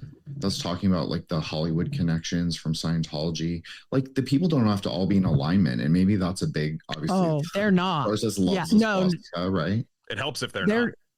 Right. They're exactly. not. Yeah. I don't think they are. Because it's decoherent. It's like you can kind of capture people more. It's more attention grabbing if things are decoherent, because they're like, you know, we always joke, chaos. like, if you have daddy issues, maybe you'll become a neo-pagan, because like you have issues with daddy gods. So then you'd be like, oh, I'm gonna worship like these other gods, but they're really just the opposite of the thing that you came for, or maybe even the same thing in many cases.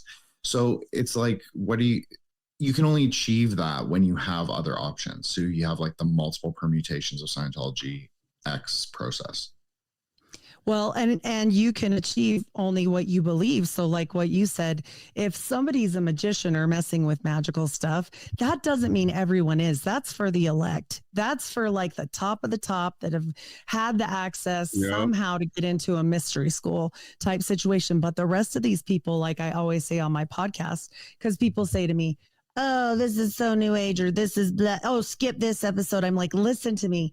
It doesn't matter what you believe. It matters what they believe, because what they believe is charging the shit. I see. So, yeah, even if it's not real, like Jen said, like even it could be, maybe so, but it depends on who we're working with. Is the buy-in, I guess, kind of the real magic in a sense? Sometimes. Yeah. I mean, yeah, I think Nick can attest. Like, this is for.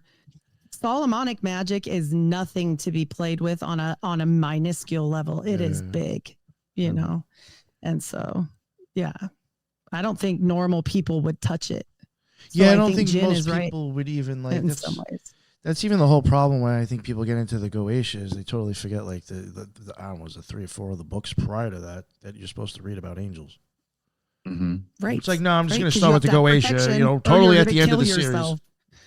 Just going to play with that. Because you can join the 144 names. Right. Because they're really names of the same thing, the same entity. I'm not saying I believe it. I'm just saying that's what they believe. So. But if they believe it. And here's the thing, Nick's right. Like, that's what I say about Joseph Smith, that I really do think he was a magician because Crowley tips his hat. So I really do think he channeled, but he didn't do what Nick said and read the previous books to protect his ass. And then he made his stupid Jupiter talisman wrong. So he died.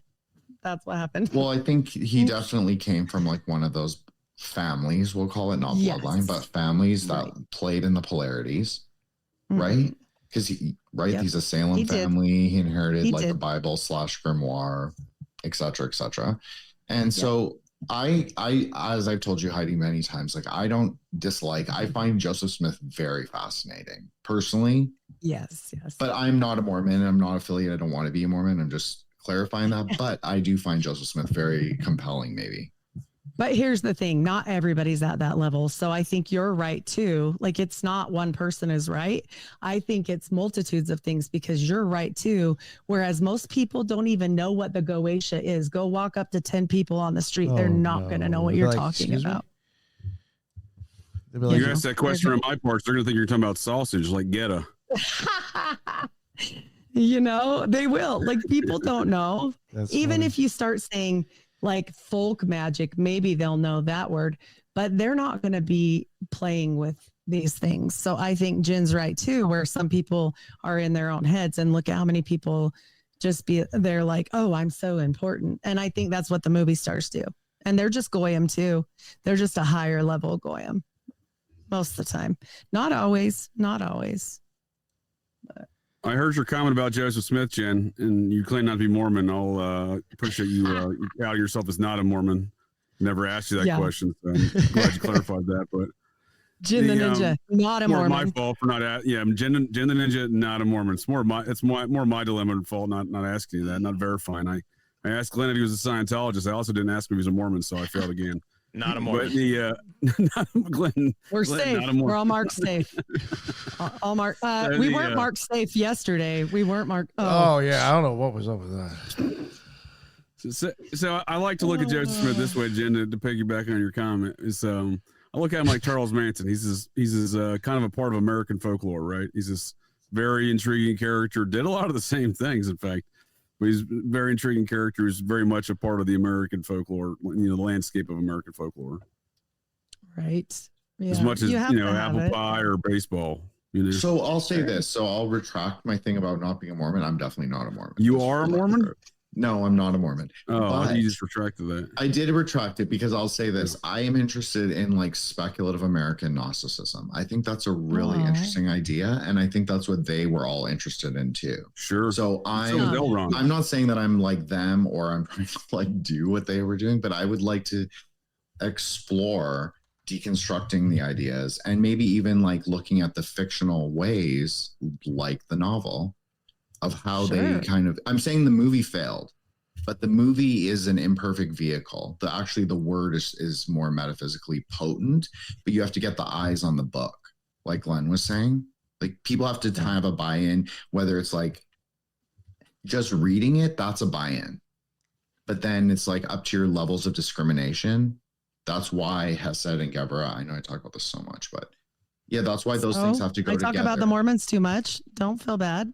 Okay, well, that's why those things have to come together in synthesis, because it's like the discrimination with the perception at the same time. Like you have to be able to discern what you're seeing. You can't just believe it all. So that's the fire in the water thing. And I also think if I was a Mormon, I would actually tell you that, the world's going to end in water or the world's going to end in fire. You would pick a side, but I'm saying the Tiferatic reasoning is stronger. So I'm saying meat and synthesis. Just because I say that they aren't what I would do, remember my whole problem with them is not the history, not the studying, not all of it, is that they're liars. Lack of honesty. They lie their asses off and harness the energy. So here's my problem is, like I said on the show the other day, what we were on, I said, listen, I got no problem with the church if they would come out and say that they're just a magical order. And then there was silence and we moved on. So maybe that's what you're here to do, Heidi. Maybe you're here to like say like, yeah, we're coming on. Right. Like just be truthful and let them use their own magic and stop using people. I hate that. So I appreciate your thoughts there, Elder Jen. You sound like what you're describing is not to trust the lower demons that Heidi was. You got to change your name now. It's going to be Elder Jin the Ninja. Or you have to say Jin the Ninja, not the Elder. Jin the Elder. Frater My apologies. Jin. Jin. That would give me a lot of occult cachet on IG. The Mormons go Elder. To Frater Jin. Oh yeah, I would get all the occult accounts would follow me for sure. What name? So what name? Frater. Oh, Frater Jin. Yeah, Frater Jin. That's a very pop occult, right? That's kind of pop occult, right? I mean, they're all talking about it though. They're all being like, "Oh, we need to remake." And we'll call Nick Breuer Nick, and we'll call Heidi Sawyer Heidi, because we're stupid. Oh, see, if you realized, I've already changed my name. I don't think anybody noticed. Since people can just call themselves doctors and they're not, I'm going to say I'm a cardinal. Oh, you're a doctor, right? You're not a doctor? No, but I mean, if you don't have to be, you could just call yourself. I guess. So I'm a cardinal. I'm the cardinal of the occult rejects. So now whenever I say anything occult, you can't even question me because I have that fucking fake name. We have to. Now listen, since we're all occult rejects, when we come on, we have to give our homage to Cardinal Nick. There you go. Pay tribute. Some of the stupidest shit I've ever That's what I do every episode. Whenever Nick invites me on. That is true. You call him boss. Mr. 33. Yeah. Cardinal Hefe over here. See, I respect the hierarchy. I'll make a joke. Right. Glenn's like, I have no idea what the fuck's going on. Glenn's like, what the hell are they talking about? Yeah. I mean, you know, I'm all for like titles before your name. Just everybody's a doctor until proven otherwise, and usually they prove otherwise. So you know, Sorry, because they have just fake ones on Twitter. You go on there and it'll be a guy with like 60,000 followers. It's like, hey guys, take every shot right now, every single one. Oh my gosh! Or else you're a demon. And they just do that, and then you're like, what are your credentials? And they're like, just some demons. Yeah, I'm a Democrat. Yeah. Demon stuff. Yeah, exactly. I'm a doctor. Obviously, that's my credentials. So you know, if they're as much of a doctor as you are a cardinal. So, and the other that I am a nurse, and I really am a nurse. So there's that. There you go. And that's true. Yeah. And actually I found it funny the other day because there was an explanation that I'd never heard before. And I wondered if it was because I actually am in the medical field, but that was just my suspect. So we can cut this part out. I'm really not the vice president. I'm not just playing one here on the Occult Reject. I wish you were the vice president. Yeah. I'd vote for you. I'd vote for you. Just run, dude. And Jin is going by Friday Jin now. So. Oh, I love it. Oh my gosh. I didn't change it. I did. Do it. There you go. I changed it a minute ago. But you should be. But it makes so much more sense. He's like, I don't want to join an order. I already got asked. I get asked all the time. Literally. And also, that wouldn't be very Kino, would it? That wouldn't be very also, Kino. Also, you would guys, it? JJ, Jin, so it's gonna be like everybody. They're both in the OTO FLDS do. If you go back to the olden days of Joseph Smith, they did call each other Breuer and Sawyer in the Mormon FLDS church. They still do. Do they? And if you know about magical orders, as Nick and JJ, I'm sure Jin, you guys know that's a magical name. Yeah, well, even in the OTO, well, you got a brother and sister and siblings once you become a member. Yep, but they literally say Breuer and Sawyer still in the FLDS. Gnostic family. Yes. Oh, Breuer and Sawyer. I cut out there, Heidi. I mean. Oh, you're good. I find it fascinating, and I only know that because my sister married the one of the top pliggies out there. So no disrespect to anybody, but he was Warren Jeff's nephew. So yeah, right, yeah, they're divorced now. But he's a nice guy. He's out. He's out. Yeah. But yeah, it got weird. I'll say. I mean, that's a connection. Oh yeah. It was, and poor him because like, what did he ever do? You know what I mean? He's just trying to get out. Being someone's nephew. Yeah, you're someone's nephew. But he went to Texas. Well, I mean, he was in it, and he wrote a book about this. But he went to Texas and he was part of the whole thing, and then he got kicked out and all this stuff, but he was named in all the books when they arrested him, so they wouldn't give his kids back because they thought that he was in on stuff. He was supposed to be one of the next prophets, and so yeah, it was a whole sounds like some politics might have played a role in that too, right? Yeah, he didn't get him back. They gave him back to the polygamous people. I was like, what? Yeah. Why would you just give him back to her? She's just he never saw him again for 8 years. Wow. Yeah. Sounds like Scientology and their disconnections. Right? It was. They gave away his wife. Before he even drove home, he got in trouble. He was supposed to report to the brethren. And before he even got there, they had already moved his wife, give her away, give his kids away. Damn. So, they're expedient. If nothing else, they're fast. Well, they got to make more babies. It proves that Scientology is using the same framework, right? Yes. Yeah. Yep. So that's what makes me get real weird about life when I see an offshoot of Scientology, Nexium, aka what I like to now call the Albany chapter of the Process Church of the Final Judgment. They never closed; they just morphed into Nexium. They're on paper they're squirrels, if you will. Scientologists using L. Ron's practices outside of Scientology, they call them squirrels. So, Keith Raniere was up there squirreling, not to be confused with Richard Gere and his gerbil. Maybe they did the same. Don't rule it out. Yeah, don't rule it out. Can't be certain. Oh, man. So, it's weird when they're down there in Mexico running child sex trafficking operations, the stuff Raniere got convicted for and Allison Mack, rolled over on him about. They're employing nannies from the LeBaron fundamentalist Mormon cult. You do not want them watching your kids. They might be dead when you get home. Raniere wanted them watch kids. They're the same. There's some young lady. Oh boy, the gremlins got him again. I know. Damn. JJ, come back. We might have lost him. Come back. Oh, Yes, This thing on? I thought the gremlins merged it this time. Yeah, so there's Nexium nannies from Albany to Mexico, the child farms in Mexico, to the headquarters of their mothership in Albany, Half Moon Lake, I think is the name of the town outside of Albany. That's a But weird nonetheless, connection. That is weird. yeah, they were employing those girls as nannies, and they get murked when Ranieri's on trial. They get murked, right, by a Mexican drug because cartel. the LeBarons don't have any problem murking anybody. I'm just saying. Well, they were the LeBaron. I mean, they may have been. You telling me this is a Mormon Meadows massacre situation? Oh, that is such an yes, interesting. So there is. Yes, there's. We're talking a 2019 LeBaron's Mormon massacre situation. Yes. I never even considered that. That makes a lot of sense. To me, Yes. actually. You know, I've always thought was weird yes. about that, the Meadows massacre.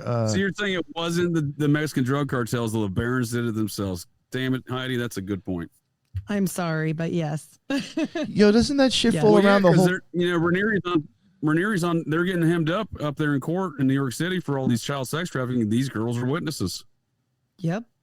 They have no problem taking out their own, and they have proved it in the past. So Yeah, That's a great point. That is a great point. I find that situation. What were you saying, Nick? I think I. Yeah, it's all right. What were you saying, Nick? I find that situation very, very weird. That whole metal, whatever mountain massacre. we're actually talking Yeah. about the LeBaron massacre. The LeBarons shot each other up, brothers and everything. We should do a show on that because Oh it's yeah, they were murking themselves, crazy. weren't they? That's right. Yes, yeah, they For- were for killing control each of power other. within the family. Was Joseph And you Smith around during But that I time? like the idea of this. No, Oh, go ahead, Nick. What was that? Was Joseph Smith around during that time? no, this was Okay. a Brigham No, this is- Brigham job, yeah. Brigham Okay. Brigham boy. The Mormon Meadows massacre, the old false flag where the natives did it, right? I mean, like, I mean, I'm saying, let's like, see. did the LeBarons pull that again? And like, yeah, the Mexican drug Well, cartels did it. they've been playing that game for a long time because, well, we know that Joseph's great great grandpa was the head of the Boston Tea Party, and what did they do? They blamed it on the Native Americans. Oh, Yeah. funny. It's a family They way just right like there. to do that. Yeah, that's a playbook for sure. Yeah, 100%. So Is it the Weird fact. the dates on that Mountain Meadows massacre? it's It's like- September 11th. Yeah. Or they said it's between September 7th or the 11th. I've seen, and I'm like, well, now The you get. 11th is the massacre date. And I was like, but they- if you incorporate the 7th, that also takes out Building 7. So I mean, it's even more symbolism in that. Oh. And I've always started- found it interesting how like- you do get the MMM out of that. I'm not saying that's Oh, directly Mountain Meadow to Massacres. Crowley. Well, Meadow Mountain, right? Is that what it's called? Mountain Meadow. Mountain Meadows What's the Massacre. Yeah, MMM? there were 3 M's. MMM. And you Yeah. have Oliver Crowdry, which is very close to Alistair Oliver Crowdry. Yes. So I do wonder about him honestly ripping off Mormon history in his shit. I'm telling you. Or like Mormon did a stuff. Yeah, I lot think of he nods. has. I think he has. Yeah. Well, that's What's kind the- of the idea, what's the right? Is triple that M? they recycle the same He's the master story of synthesis. over and Yes. over and over. A master of synthesis. Haha. Oh, But, yes.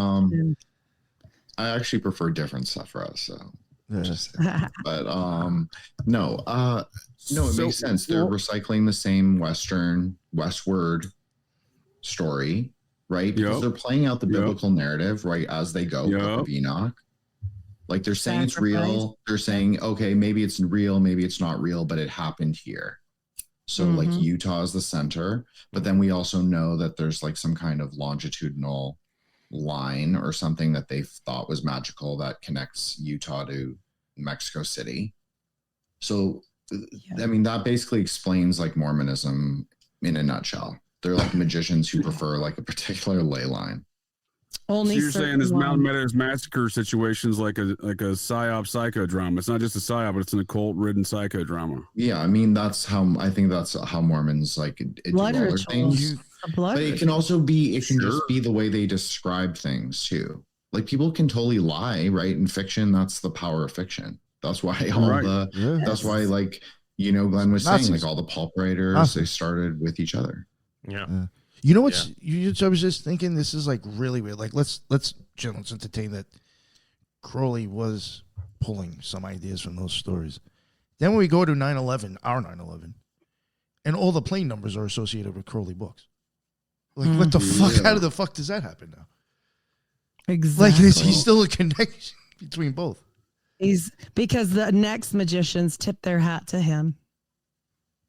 No, Because 9/11 was obviously Babylon working. Yeah, it's all hat tips. I mean, the buildings, you could say, were the Kaaba. They even were black tinted and they had gold compressed Sufi writing, right? Twins. They had the twin. In gold. So that's very like Merkaba in Saudi Arabia. That's very Tiferatic, actually. People often think it's like Black Cube of Saturn. And yeah, there's an element of that. But really, because it's glass, you have to say it's more Tiferatic. It's more brittle. It's more of the sun. It's more easily destroyable. So they obviously were like, and those were built in like 1977. It's like, yeah, by the Rockefeller brothers. Who would like to point out that old Nelson was one heartbeat away from being president. His lifelong dream just happened to be two Manson girls try to pop off old Gerald Ford. Right. So they were built the president. Destroyed. It's like to usher in the new aeon, right? That's what this is all about. Yeah. Imagine that. Everybody has different preferences of like what they think that will be. Yep. Well, and especially I agree with what you're saying. Yeah. When you study the parchments, Joseph's ideals were very different than Brigham's. I would love to see what his family parchments are, but we will never know. Because they don't exist, apparently. Yeah, I'm completely sold that was the 9/11 situation was a Thelemic ritual. This Babylon working stuff you're talking about here, Jen, sounds about what I recall reading about in William Ramsey's book, and he sold me on that idea years ago. And then, I've been long convinced that Barbara Bush is the daughter of Crowley. Mm-hmm. Mm-hmm. I've heard this, and I'm not against it. There's no definitive proof. The dates line. Yeah, there's no definitive proof. There's circumstantial evidence based upon his journals and the dates in which they were in the same house and the sex magic he was writing about doing. Yeah. Was there any... And the birth date. So, go ahead. Sorry, JJ. No, I'm just saying that seems like it's not even just the date of her birth and that her mother knew him. It's like they're in the same house. He's writing about doing sex rituals with the women in the house. And then the dates match up. Mm-hmm. And she looks just like him. Yeah, she does. Yeah, that's she does look just She's like very strapping, very, very gorgeous strapping gal. young man. Lady. Yeah, very gorgeous man lady gal. Yeah. What's even scarier is some of George's daughters look just like him. Like, Lord of mercy, that's a strong gene they got there in that Crowley gene. Be better to look like George, in my opinion. Well, that's very, it's like very like, I'm going to plant my seeds all over the world. Very literal way to say it. Like a more interesting, I think this is more me, but I think it's more interesting to do it with words because words are actually the seeds. If you really understand, if you really have the understanding. No, but words are really the seeds. So it's just conceptual, right? It's not literal impregnation, but a lot of them take it to mean that because, they're not very conceptual in their thinking, I guess. They're literal. They're literalists. They want to. Yeah, they're literalists. Just like another podcaster that we know. He's like very literalist with Book of Enoch. Is he a stuff. doctor? Oh, wait. No, not him. There's a different one, but JJ famously asked him if he was a Mormon on live. Oh. Because he takes it very seriously. Like he takes it almost literally. Like he's talking about like real, whatever, all that stuff. Yeah, nice guy. I was joking with him, but when after the show, obviously I saw in his philosophies the philosophies of Mormonism, and so I jokingly asked, "What are you, Mormon?" And after the show, Jen sent me a message like, "I think that guy might be Mormon." Like, you saw it too? Okay, well, at least I'm not the only one. I thought it was a Gnostic. Definitely Gnostic, no, but yeah, and that is really what the Mormon. A lot of the stuff he was saying that I recognize from Mormonism is Gnosticism, and it is a lot of Gnosticism in Battlefield Earth too, right? With all these mining of planets and these present planet ideas, right? These are all Gnostic ideas, right? Well, I mean, again, not to beat a dead horse here, and beat it. JJ really is the one who said this. I just like to repeat it more, but you said something along this lines. When you really start looking at like kind of like a lot of conspiracy theories, and if you start throwing in, Christ in there. you get a lot of like Mormonism and Gnosticism. And I don't think like the conspiracy community actually realizes how indoctrinated they've actually already been in the things that they and like then to I have actually a show point at. coming up on this, you guys. It's very Gnostic Mormons. Because serious. Gnosticism is really interesting, and it's because they made it taboo. I'm not even saying the institutional church. I'm just saying that there's been a cultural shift to kind of make it transgressive, cool. You know, like there's the timing of the books, and like even the texts that are preferenced, like that have been translated and distributed widely, like even in use by some of the guys who run the Gnostic churches. Like Nick, he just had one on that he runs that kind of Gnostic-y church. So, but those aren't even the whole On a body. mound. On a mound, yes. On a mound. Yo, that was great when I asked him on the about mound. that face he made and then played it off that it wasn't important. I'm like, come on. Yeah, he's like, guy. I do have it on a mound. He's like, wait a second, I shouldn't tell you. About Yeah, this yeah. mound. You can even see his face change. Sorry that we interrupted you, Jen. It was just so obvious No, when we that's asked him that okay. question. Go ahead, man. No, but I think that people I don't agree with his interpretation of Gnosticism at all, just to go on the record and say it.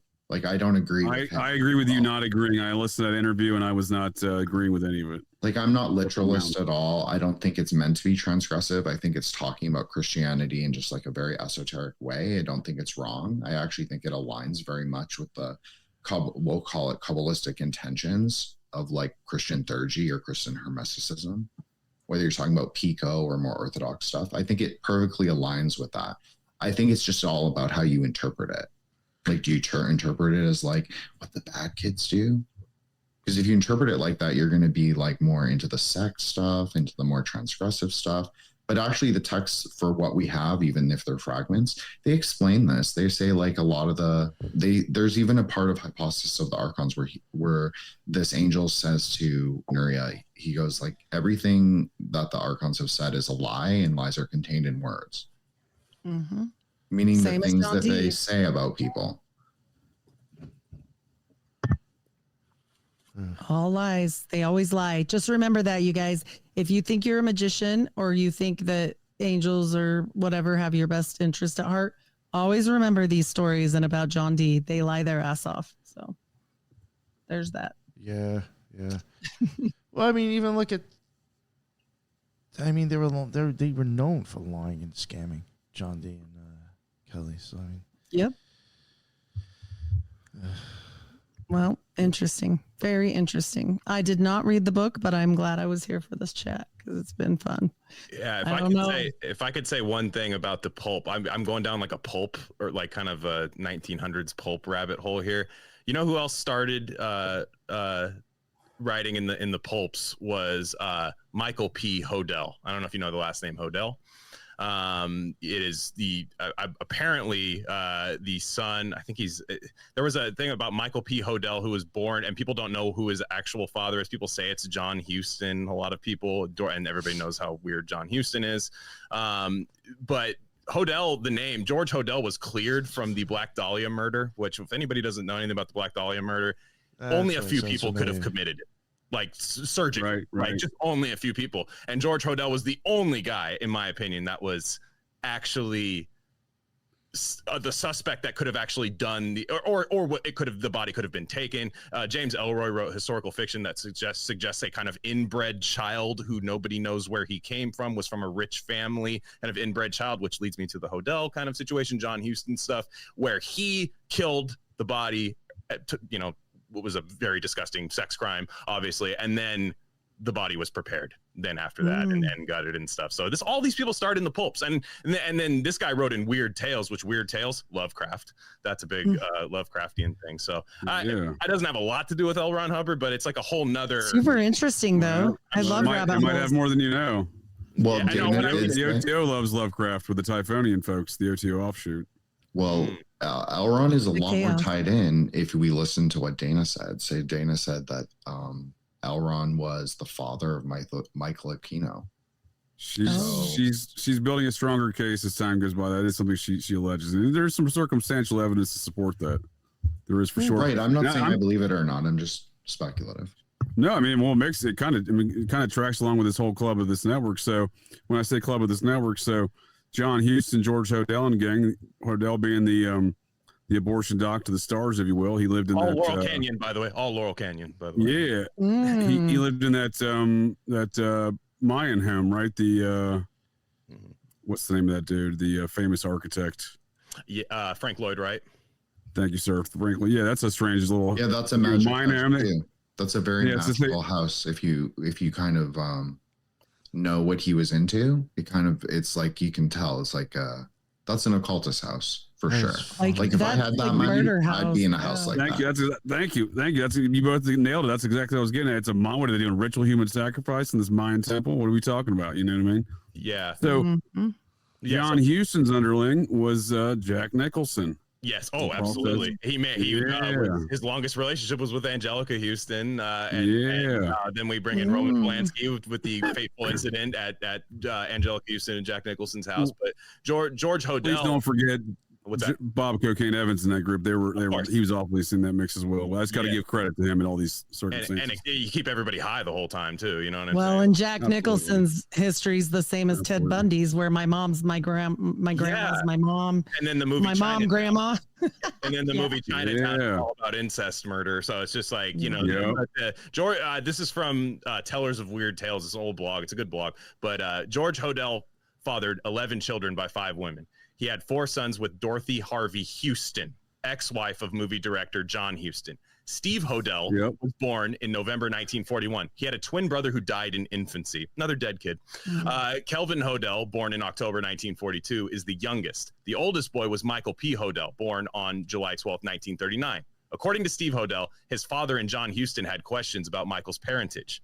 Finally, Dorothy Harvey Houston told her husband, "Forget it, John. He's not your son." So these are all, it's all weird. Like it's all sex cult bits, right? All bunch of sex cults are all banging each other. What about Tamar Hodel? Yeah, I don't know much about Tamar Hodel, but there's a lot. There it is. Yeah, there it is. I see it. Yeah. Sounds like they were having a hoedown. I mean, Hodel. Straight up. You know it. Hollywood style, right? In the Mayan temple. But so Tamar Hodel, I believe, would go on to take on John Phillips's daughter after John Phillips is raping his daughter. You know, he was financing the process of LA activities, Mr. Mamas and the Papas. There's a Phillips Tamar Hodel connection. So I believe as the story goes, he was raping his daughter, and Tamar's like, well, my dad used to rape me, so you can come live with me now since your dad's raping you, you know, that kind of deal. One of them deals. It became like a surrogate mother to her, I believe. Well, that was a big part of process ideology, right? It's like eroding the incest. It seems to be, right? It seems to be. Yeah, and also the person who took over the Black Dahlia murder, case after a long time, Steve Hodel, son of George Hodel, right. And then also was the Rodney Alcala case, the dating game killer guy. So it's kind of weird. Weird. A lot of that Hodel family, you know.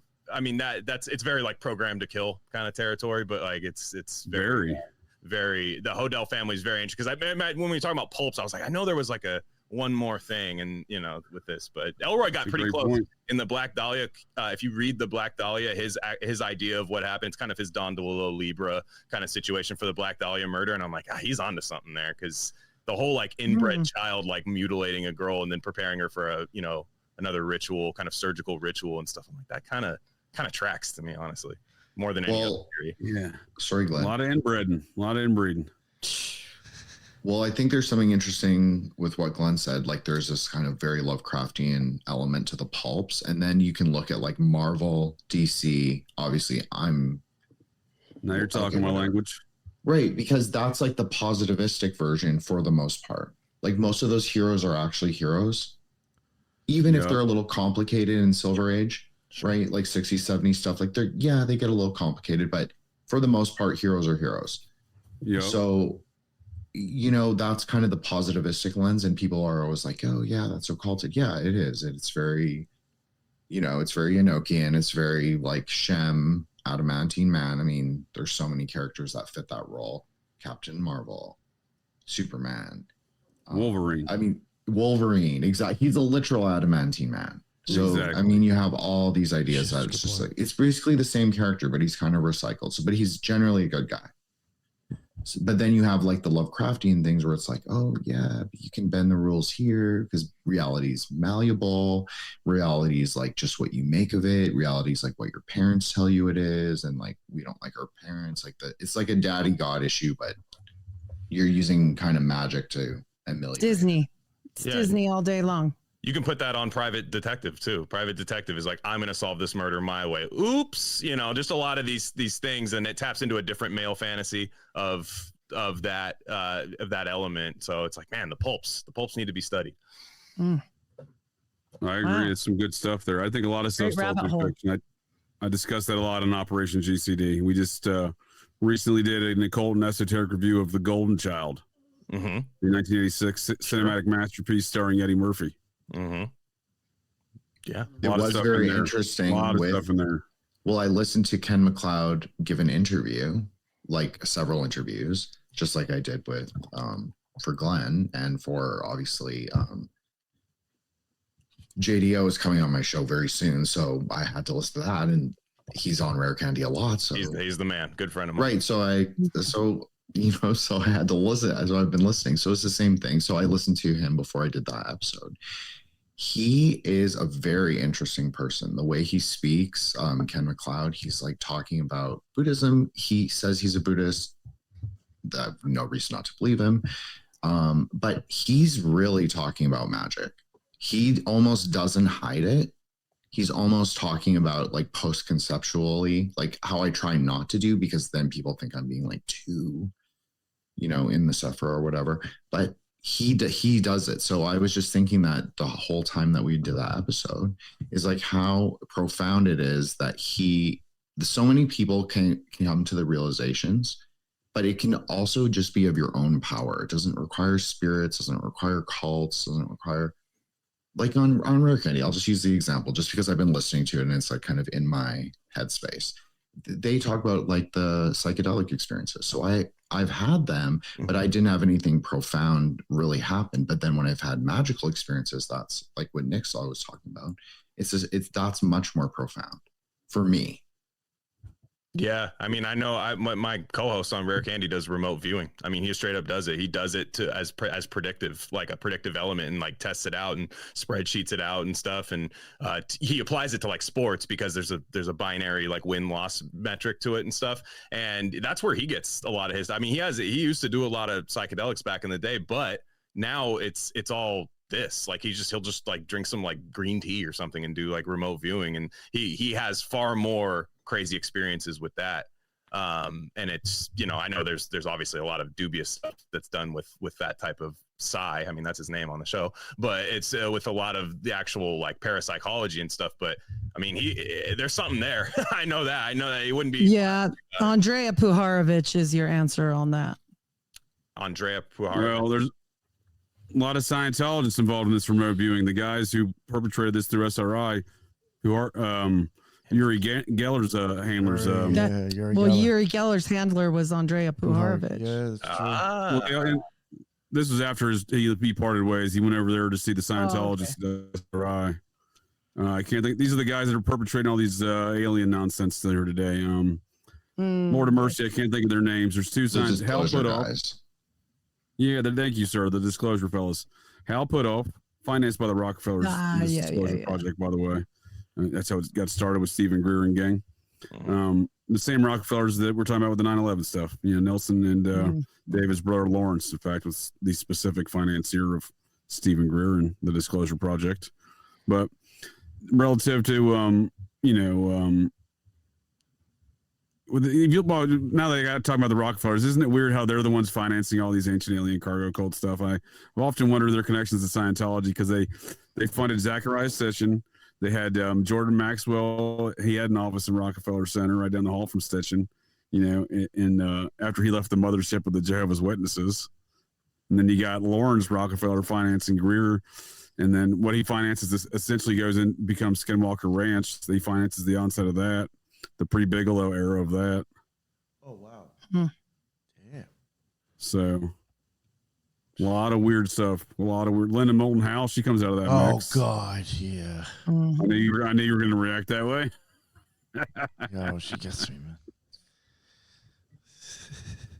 Oh shit. Yeah, she's something else. She's a funny one.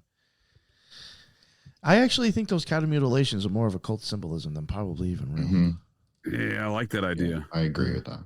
Uh-huh. Especially if people are scared of it, because that would like amplify. Right. That's causing some fear, does it not? Mm-hmm. Mm-hmm. Especially if you have a mass, if a mass populace is like, yeah, we believe in aliens are coming down, like literal aliens, right? Because what are aliens really? Because people have different ways to describe it.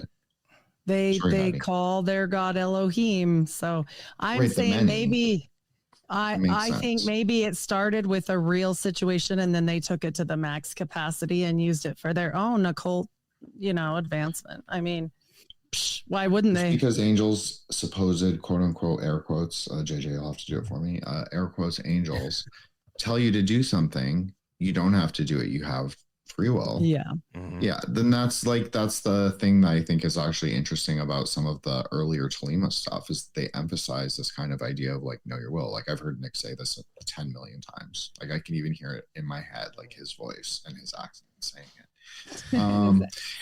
But no, I think that that's interesting because it's like, do you buy in? Like that's what Glenn said, like how much buy-in is, needed to make it work. And I think even the little bit buy-in makes it work. But I think that the real idea is just like, do you understand this beyond what they're doing? Like you can say it's just a fiction project. But there's always something greater. There's always there's always a little ego there. Like we were talking about Tiferet and just like joking about that. But yeah, there's something very ego. It's like I'm the, it's like Crowley. I'm the beast. I'm the OG. Just like Hubbard, he's the Antichrist. And then if they're not a god, then they're the opposite, right? But it's always one of the two. It's always one of the two. Or they're both into the process, right? It's the reconciliation of opposites. Mm-hmm. Hubbard got this is just ideas. A kabbalistic. Sorry, Hattie. Yeah. Oh, I was just gonna say Hubbard got his ideas no different than Joseph Smith got his ideas, no different than Crowley got his ideas, no different than John Dee got his ideas. You start messing with shit, you call shit down, they tell you to do something, and then they want you to write a book, but then swap wives or have sex with kids, and then bam. Well, that's how they interpret that. Exactly what JJ just said, the reconciliation of opposites, because this is like a primordial metaphysical truth. This like Absolutely. Transcends all traditions. Like this idea of weird Nick jokes synthesis, right? Yeah, it's synthesis. I think that's the way they look at it. It's how they embody living with nature. They have to do what nature does. It's the reconciliation of opposites. Yes. Right, but they take it to the extremes of those Sephra that they prefer, which we talked about is like Hod and Netzach. Like they really love they go crazy nature, right? And then they also love like the kind of like the transgression, like fun, bliss in the world, right? Yeah. So they take those opposites, but it's really not. It's really they're taking it as like they're the god kind of like if I hear what you're saying correctly, it sounds like you're saying I interrupt you. Well, here's one thing I know in Scientology I was looking up. They say that, the advanced whatever, what are they called? The Thetans live in the skull. The Thetans live in the skull. And boy, did that ding me for why they have Geronimo's skull and bones. Like, I was like, is this why they have this? Like it doesn't matter.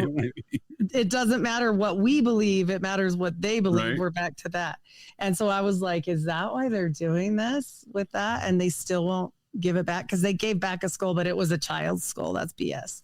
And so it just goes right back to skull and bones. And it's always older than religion. It's always older. Just like you guys are saying, it's not one thing. It's something way bigger. Like you said, it's synthesis. So, and for me, it always goes back to Babylon.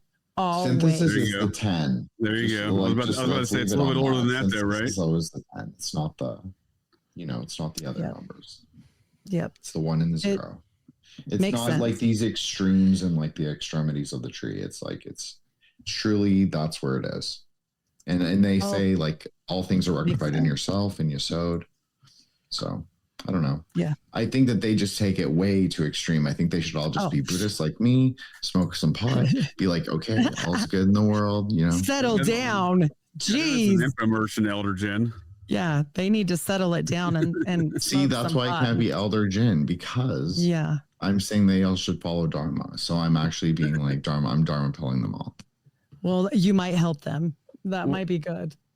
If I may finish my point on these folks being Looney Tunes, these ideas we're discussing here, like that's what I was getting at with the remote viewing with Hal Puthoff and his Scientology associate, who they're basically the ones who ran these remote viewing projects, right? Like they're the ones who brought us these ideas, you know, like, is this some sort of weird magical ritual they're trying to perpetrate? Like, I'm not saying folks don't have these abilities. What I'm saying is the way they framed it, the way they're selling it to folks. Right? They're trying to make people buy into their story, their version of events. Yeah, but is there something bigger to it? It seems like there's something remote bigger viewing. to it. Remote viewing's better when everyone's doing it. It straight up works more when there's more people doing it. Like it just does. So I mean, the idea is like if you get everybody. I understand the co-opting of it. I totally would if I was in charge. I would be like, that's exactly what it is. Because I'm good with the mechanics behind it. What you're saying, the volume of folks doing it, but yeah, it's the co-opting, right? Especially when you have Kevin Spacey and George Clooney perpetrating these ideas in a Hollywood film.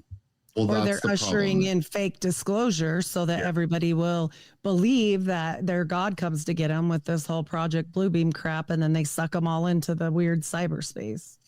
I mean, yeah, but then that book, even the film The Men in Stare Goats is written by a creepy character named John Ronson. He's got a weird background, but nonetheless, it's again, what are they trying to do here? Is this a program? It seems like a program. I can identify a program when I see one. You know, especially the Mormons. Marty knows what I'm talking about. Like, I've seen these programs before. You guys are doing some organized stuff here. Oh, absolutely. They're like, you know, they're all in. I think a lot of them really believe in some weird shit, like things that I would think are weird, and I'm pretty flexible with the way I think. So you know, I'm good with remote viewing. Like, I'm totally good with these things. I just want to know what their shtick is. Like, what's their end game with doing like the way they're framing it, the way they're packaging it. What's their end? Maybe they're just harnessing the energy from it once again. There you go. Well, it had a military application, like a straight up like actual military application, and whatever you want to believe this or not is up to declassified. But this is something. There's a guy named Lynn Buchanan who was I think the subject of The Men Who Stare at Goats. He was the guy one night that he had I wish my co-host Cy was here. You guys got to have him on and talk to him about this. He's really good with this stuff.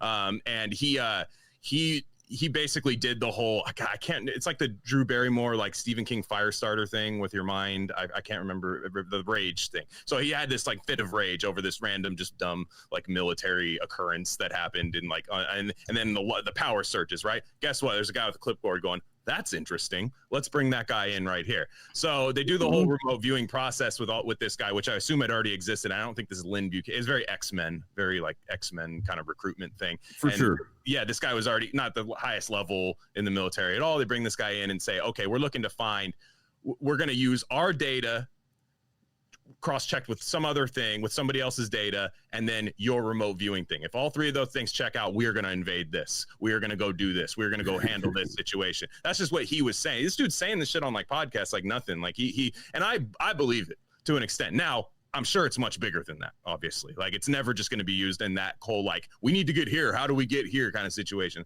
There's going to be this deeper meaning to it, but it has a direct military application. Sure. And it's a big thing for gamblers now. Gamblers love doing it. Like, it's a huge thing. Like, psychedelic gambling stuff is whatever energy that puts out in the world. I did not know that. Yeah. Mm-hmm. It invaded the gambling community. No, it's definitely military stuff. And you're talking about the Army operation, and that was the Men in Stare Goats, technically speaking, was the Army operation. Yeah. SRI predated that. The Scientologists did. That's what I'm saying. So their stuff was based upon the SRI stuff of Hal Puthoff and interesting again, friend. Yeah, and L. Ron Hubbard, I know the whole maritime law thing, but he's spent the whole 60s like sailing the whole time, and you just wonder like what he's doing on that ship the whole time, dude. Probably just some sort of like mass conscious event type situation that he was trying to conduct on it. He was doing some weird stuff. He wasn't just on the oceans. He was in London. Mm-hmm. Oh, go ahead, Jen. No, I'm just saying that what Glenn said, that's the end goal. Like, that would be the end goal, to have like a total buy-in by like maybe you could say nothing outside you, just the water. You know what I'm saying? Yeah. Exactly. Sure. Like, you're hermeneutically sealed because you're hermeneutically. It's like how Heidi talks about, like, when you're born a Mormon, like in a more conservative Mormon family, you're not really allowed to have the outside influences. Right. Yeah. Oh, at all. They cut it off. And I don't know if you guys have seen the Paul Thomas Anderson film, The Master. That's that's L. Ron Hubbard plus Thomas Pynchon, like parapolitical stuff, essentially. Loosely based off great Thomas film. Pynchon's V. Yeah, it's a great movie, and Philip Seymour Hoffman does a great Hubbard. He can't say he's doing it for all this legal liability stuff, but he's doing. Got murdered. Yeah. You have to think. Because you're like, I mean, because I never heard about a drug addiction to him. I mean, maybe he did, but it was weird. Well, that dude was taking crazy shots of heroin. They said it was suicidal, but yeah, of course. Yeah, but if you know, it's the perfect Scientology frame job because they don't understand drugs properly because they hate them. So they think some guy who did heroin 20 years ago is suddenly going to go buy 47 small baggies of heroin and then do a large volume of it and lie in his bed with the baggies just kind of laying across his belly. You know what I mean? They're like, yeah, that makes sense. That's what a drug overdose looks like. You know what I mean? What I'm saying is somebody who did not understand drug overdoses literally had staged that drug overdose. And so they weren't very smart about it. And they weren't, they weren't very surgical, if you will. And in that film, you get the classic scene from that film is when L. Ron Hubbard is trying to heal. L. Ron Hubbard character is trying to heal a woman just through talking to her while she's in some kind of in between state, and everybody in the room's bought in, except one guy. There's one guy that goes, "Huh, I don't know about that," basically, and it ruins the entire thing. Not because he's being called out as a fraud, but because you ruined the whatever we were putting up. It was one guy that broke it down. So it's like, it's very interesting. It's a very interesting film. I after what we've talked about today, I love it. I might watch it again just after what we talked about today. Oh, I think it's a great film, and Paul Thomas Anderson and Philip Seymour Hoffman were high on my list of secret Scientologists, largely due to their associations with Tom Cruise. But so I highly recommend Paul Thomas Anderson's. You mentioned Thomas Pynchon's novel Inherent Vice that he did. Great film. Tells the story of the Manson family and the processed church activities in and around the Manson family in Los Angeles, including the machinations of politics, the cult activity, drug trafficking. Vietnam drug trafficking. Yeah. Mm-hmm. Well, and it's exactly how I described Narconon. So the part of the process that is described in that film of the organized crime outfit that I just was describing, which is representative of the actual process and their organized crime composite of how they work out.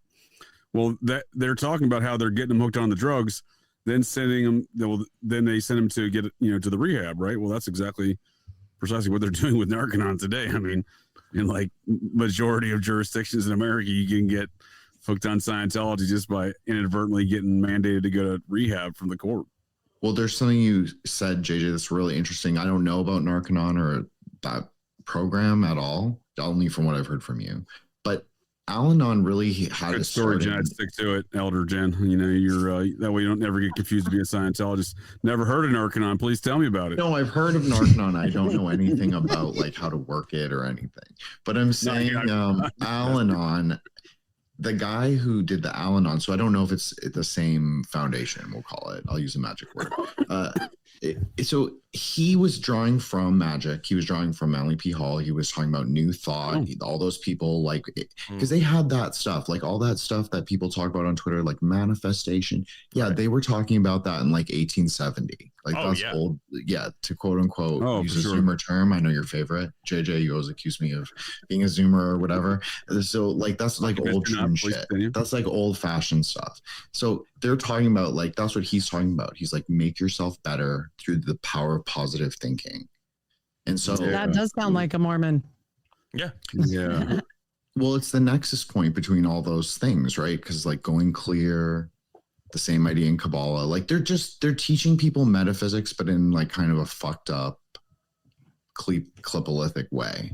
Well, really. It sounds like you think and I agree with you, there's a good utility for some of that stuff though, right? Like it's not. Oh it's yeah. Not, I think discard it all. You don't see, I'm of the same mind where I'm like, everything. If this exists, this doesn't, I don't have to handle it with like Homer. I mean, maybe you do have to handle it with Claire, but like you don't have to. It's dangerous. Yeah, I think to seclude yourself, or to like, I should say, exclude yourself from a lot of this stuff would give off a fear, which fear then is almost like we said with the cattle mutations, kind of like, whoa, what is that doing? You know? Like, no, so I'm all in. Like there's never dark without the light. Down with it. Yeah, there's never dark without light. Yeah, never, exactly. Ever. Right. Right. I have Heidi and JJ. who like kind of hold me back from like full on abyss diving, and Nick's like, go for it. Even though he became an elder right before our eyes, we are holding Jin back. Yep. No, I'm just teasing. But you guys Look kind of at your name. back to be like, yeah, don't be so. No, I'm like, but I'm very like, yeah, I think that people should at least study wisdom science, be involved in a noetic process. Because that's really what Gnosis is, right? It's like the like learning about these things, like all the different texts, and like, because then you can say like, oh, it's like I accidentally joked to this on one of the guests and he kind of got offended. But it's like where you have a citation and you go back and you look at the citation and the citation's not referring to what it's supposed to be referring to. It's like, but if you read the original text, then you can actually know what it says. You don't have to listen to someone's like third-hand account. So interesting. I totally agree, Jen. I often credit the Mormon Church for the same way. I'm like, well, my Mormon upbringing had some good things to it. I credit my conspiracy theory worldviews to my Mormon upbringing and their Gnostic belief system. And it is a very Gnostic belief system, and you can see it through a lot of Mormon activities. Now they manifest differently. Mine, they manifest in a far different, manner than most, or far different manner than most. A lot of folks just stack about 3,000 jars of food in their basement. I took a different route with those perspectives. Heidi knows what I'm talking about with all the food storage and prepper stuff. But like, so these are very, very much ingrained in the values there. And there's a strong conspiracy theorist worldview, if you will, through this Gnostic worldview. So, I do appreciate that. But there's a lot of dark things about the Mormons. Non-sectarian Gnosticism is totally good. Like where you don't take it crazy, but the problem is where you put it in like these containers, you could say, and like you say, oh, containers of food in a Mormon basement. Well, there's elements of Mormonism that do make sense to me. I'm not again, but it does. Like I'm just saying, there's a logic to it, but I don't agree with how they do it. Like I think it can just all be done conceptually, like in your mind. I don't think you need like all this weird shit they do. Like and they need to be truthful. They're not truthful. Well, I'm just like, if people want to be Mormon and they want to be magicians, then just say. Like, that's how I think of it. It's just like, just say what it is. You don't have to tell us like all about it, but tell us what we're doing. Like people who are Mormons, they should be like, yeah, you guys are actually learning Masonic shit. Yeah, I definitely deserve to know that I had Mason underwear on and I didn't even know what a Mason was. So I mean, that's totally unfair, Mormon Church. And that's why I'm coming for you every day, straight from Utah. My neighbors hate me. Right from the beehive. Yes. I think we're going to wrap it up here if you guys don't mind. We're a little bit over 2 hours, and Heidi has to get going, and so do I. So sorry, my kids No, you're totally fine. Totally fine. Again, Glenn, thank you so much for coming on. I really appreciate it. Anytime. I felt like I was paled in comparison to you guys, but thank you. You guys don't realize like how many like doors you guys opened up just from chatting. So that's why I love this medium platform. So anytime. You guys gotta first off, you guys gotta have my co-host on here. He's really into parapsychology, but he's just a fun Tell him to hit me up. hippie guy. So like he's really cool. I would need to hear him on here. Actually, is what I'm demanding it. Okay. So do you guys do guests as well? I'm sure. I'm sure we'd love to. We'll all mix. We'll be like the Hodells and the Houstons of podcasting. There you go. Yeah, there you go. Yeah, we'll bring Elder Jim with us. Don't forget the Carradines. There you go. So Glenn, let everybody know again where they can find your show, please. Sure. Yeah. rarecandy.substack.com. That's where all the writing is. And if you like what I said about fiction, that's where our podcast Gain of Fiction is located there. It's part of like our whole premium feed. You guys understand how all that works, of course. And then we're on Apple and Spotify, just Rare Candy. It's not a Pokemon podcast, but it started that way. It didn't start that way, but the name like came from that. Okay. Obviously, we don't like pretend to not know what that is, obviously. So people do occasionally get misinformation, and they're like, oh, this is not what I thought. So there's that, and then at Rare Candy Pod 1 on X, and then at Rare Candy Pod on Instagram. So thanks again, guys. Absolute blast. Anytime. Thank you. I'll be in touch with all of you, I'm sure. Oh yeah. No, that was great. Thank you. And yeah, I'll have your show notes. I'll put everything in the bottom if you want to. You can just send me everything, and I'll make sure that's included in the bottom. And I'll have JJ's, and we got Frater Gins, and we got Heidi Loves that I'll add in the bottom. You got all their links for their shows. Thank you again all for coming on. It was a great show. I appreciate it. It was definitely an Occult Reject show. And then till the next one, everyone be well. A little later.